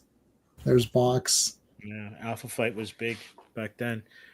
It looks like they took a lot of the images from the Marvel handbook. Yeah, I don't know where they. Yeah, like. So this is profile pictures. See, this is why Sean and I see Monica Rambeau. This is the Captain Marvel I know. Or Captain Marvel, yeah. So this is my Captain Marvel because this is who we knew about in the game. Yeah. So light of unearthly intensity and visibility, projection of intangible illusions of herself. Cool. Transmitting radio messages, overloading sensor devices, phasing through objects. I feel like this would have been a better movie to go with her. She seems more interesting. I didn't hate the actress. I thought she was the actress they picked. Looked good. She didn't do anything, I guess. But the writing. It's always the writing. Yeah. Yeah, the writing was brutal. They don't believe in the character, so they don't know what to do with her. Yeah. Fair bit of Champions, probably the most versatile system. Yeah. Do I have that one? It's very popular in the mid 80s. I preferred the Marvel and DC games though. That's the reference to the Marvel. Yeah, so at RR, yeah, that was for the Champions. Well, for me, I don't know that game. I got Cloak, Colossus, Cyclops. Yeah, man. Oh, we played this so much. Yeah, Cyclops is the X Factor outfit. Yeah. This is the yellow. You can't tell. You can. Yeah, so that's Dagger, right? Yeah, Dagger. They give you color things too. Hawkeye, Hercules. Yeah, look at Hercules. That's the best Hercules. That's the toy I have. Prince of Power, man. Yeah. Health 320. Look at Hawkeye's health 70. His resources are shit though. Mm-hmm. Iceman, Human Torch. There's Hulk, Human Torch, yeah, Iceman. What's Hulk's health? Hulk's is like 420 or something. 215. Really? But it goes up. It goes up, yeah. So it goes, okay, so he's got his adrenaline surge. Listed abilities are for Hulk under quote unquote normal circumstances. The Hulk's fighting and strength may be raised by one column shift. Shift Z. Yeah, so you keep going up the columns. Yeah. And then this is so if you add these up, that gives you your health. So as his fighting and strength goes up, his health goes up. So this is like this is the weakest version of Hulk right now, and then Banner's abilities are here. Yeah, so pretty typical. He's just shit, right? Yeah. Except his intelligence or whatever is off the charts. Yeah, intelligence is good, which is good. Like, there's not too many guys that have high intelligence. Like, look, poor. Yeah.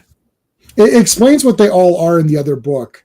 Like, it'll tell you poor intelligence means that it's like a college student or something. Yeah, just average. Right? Like, typical is like whatever, right? Typical might be like a university professor. Like, you're dealing with Marvel. So Watcher is going to be like so high, right? Like, he might have unearthly or something. And I like the terms that they use, because those are the terms that I also use. Magneto, real name unrevealed. Awesome. It's this Magneto. Yes. There's Reed. Let's see Reed's intelligence. See, excellent 20. So that's just 20, and the highest column is like class 3000. So it's 20, 40, 50, 75, 100, 1000, 2000, 3000. So Reed is like 8 below, like, let's say eternity or something or whatever, right? Yeah. Like, so yeah, exactly. So if you're making intelligence checks, that's pretty good. Like let's look at Mockingbird's intelligence is 6. So I mean, that's garbage, right? So she's actually smarter than Johnny Storm. Oh, Phoenix has 30. Rachel? Wow. Oh, maybe because of the telepathy. Maybe. Puck. Hey, this is Phoenix. Oh, that is Rachel. That's Rachel. Yeah, I was like, what the hell? So what's Professor X then? Professor X would be off the charts. So Professor X's intelligence is 50. Yeah, see you, Mohammed. Oh, is that intuition? I'm sorry. It's reasoning. Sorry, it's reasoning. Got it. Sorry, it's reasoning. I'm sorry. Okay, I made a mistake. I was thinking of D&D. Sorry. Reasoning. Let's go back. So then it should be, okay, it's still, okay, so it's 50. Mm-hmm. So yeah, he's better than Mockingbird. So what was Banner's then? So Banner? Because Banner's pretty smart. Yeah, where's Banner's stats? What did I see? Oh, here they are. 30. Okay, remarkable. Right. I know remarkable is 30. I'm now remembering all of the levels and stuff. Yeah. So he's he's a notch below Reed. Right. Yeah. So Hulk's feeble reasoning. Yeah. Yeah. Intuition is and P is psyche.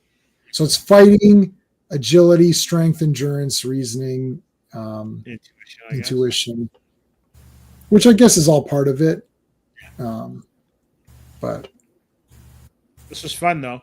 And what do you remember how many sided die this was? Was it 6? It's a 10. It's a percentile. So you're rolling a percentile, and you're trying to hit a certain. So you're rolling a percentile. Higher is better.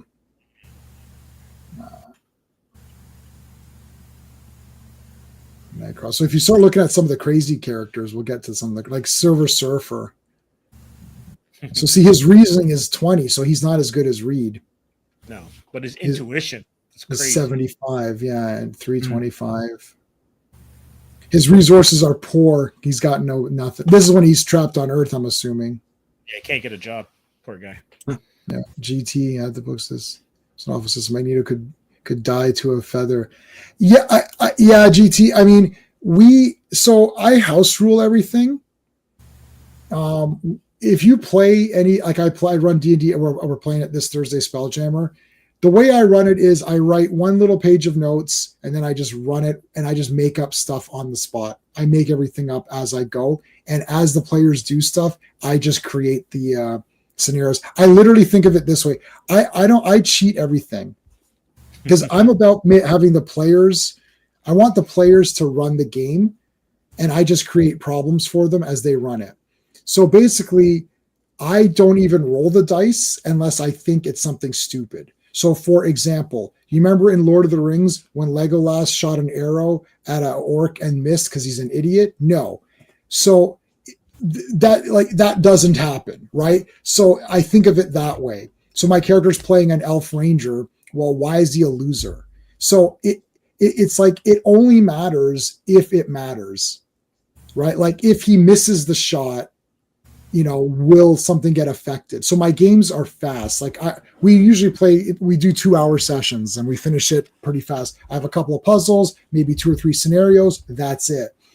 It's like, it's about having fun. So if someone's going to climb the ladder, I'm not going to roll like dexterity or whatever the hell. Like, I mean, wait, you can't climb a ladder. How are you adventuring in dungeons if you can't climb ladders? Like, it's stupid. Now, if there's a monster, let's say there's a snake coming down the ladder, then yeah, you can roll, you can do a save or whatever. You can try, then there's going to be a difficulty in a roll. And if you fail the roll, the snake bites you or whatever. But generic crap. So if I'm playing, when we used to play this, we looked at this and we kind of liked the words more than the numbers. The numbers were to show you what column to roll on. But so like, let's say, okay, so Sean's going to play as let's say Sean wants to be Nightcrawler. So, okay, so Nightcrawler's there. You're supposed to make your own hero, but let's say Nightcrawler's there. And you're like, okay, so there's some thugs try to mug you because they're like, oh, hey, Muty, and then they try to beat him up. So, okay, Sean, what do you want to do? And then Sean's like, okay, well, I'm gonna, I don't know, I'll line of sight. I'll use line of sight teleportation. Okay, fine. So what are you gonna do? Oh, I'm gonna jump behind this guy and kick him.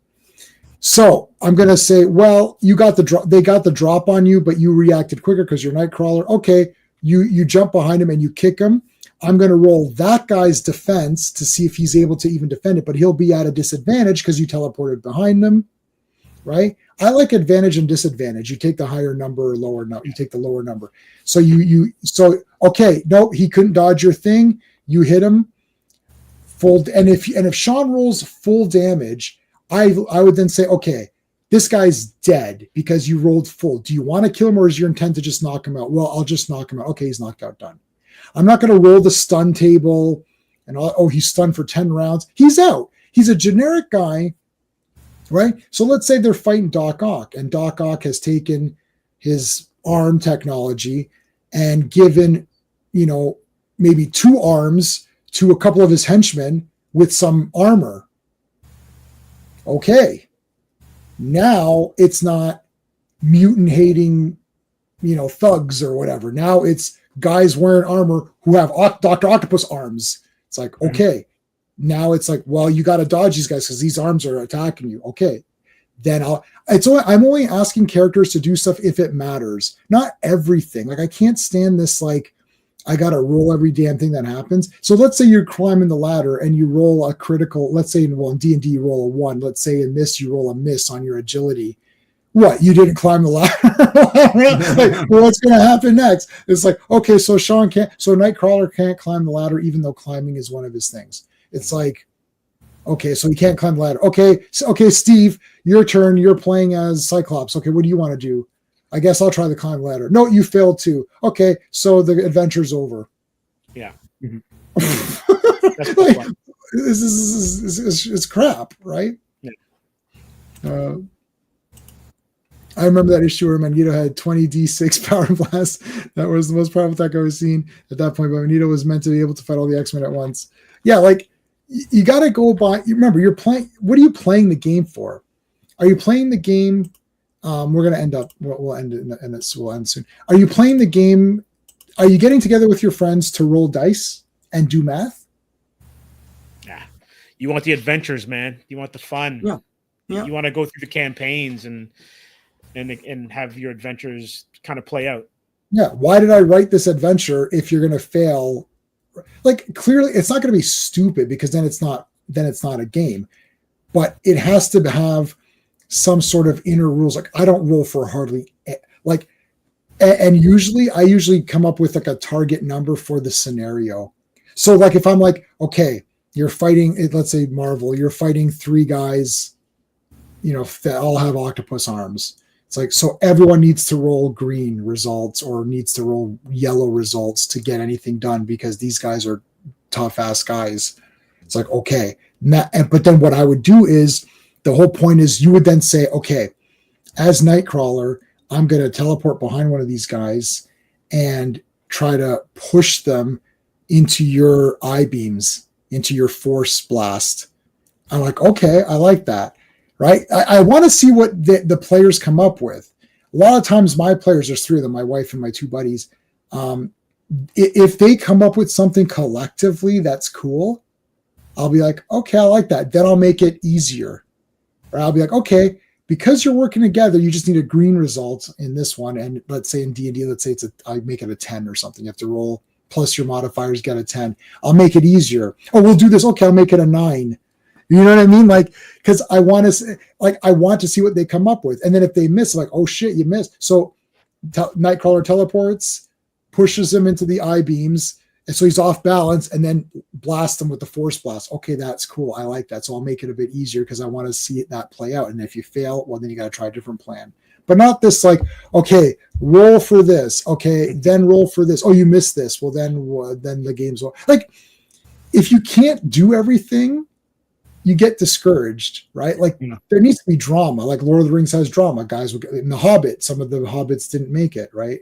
Or not. Some of the dwarves didn't make it the way home. Okay, but not like if you got to hit, you're trying to like hit like I don't know Sauron or something. I don't know. You're trying to hit Saruman. Okay, that's a roll, but not like orc. There's 40 orcs. I'll shoot them. Like what you missed. Unless I roll it, it's like unless you rolled a 1, like I know they have an armor class, but unless you rolled a 1, you're hitting them. Yeah. Right. So anyway. All right, guys. Well, that's it for Fantastic Friday for today. This is a lot of fun. Appreciate everybody in the chat, everybody on the panel. We already said all of our spiels, so make sure you subscribe to everybody and check out everyone's channels. That's it. Well, hopefully we'll see you on Sunday for Circle of Iron.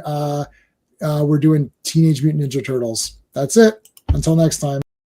Hey friends, you've just been listening to J-Man, and he is the smartest person who ever lived. So make sure you like and subscribe.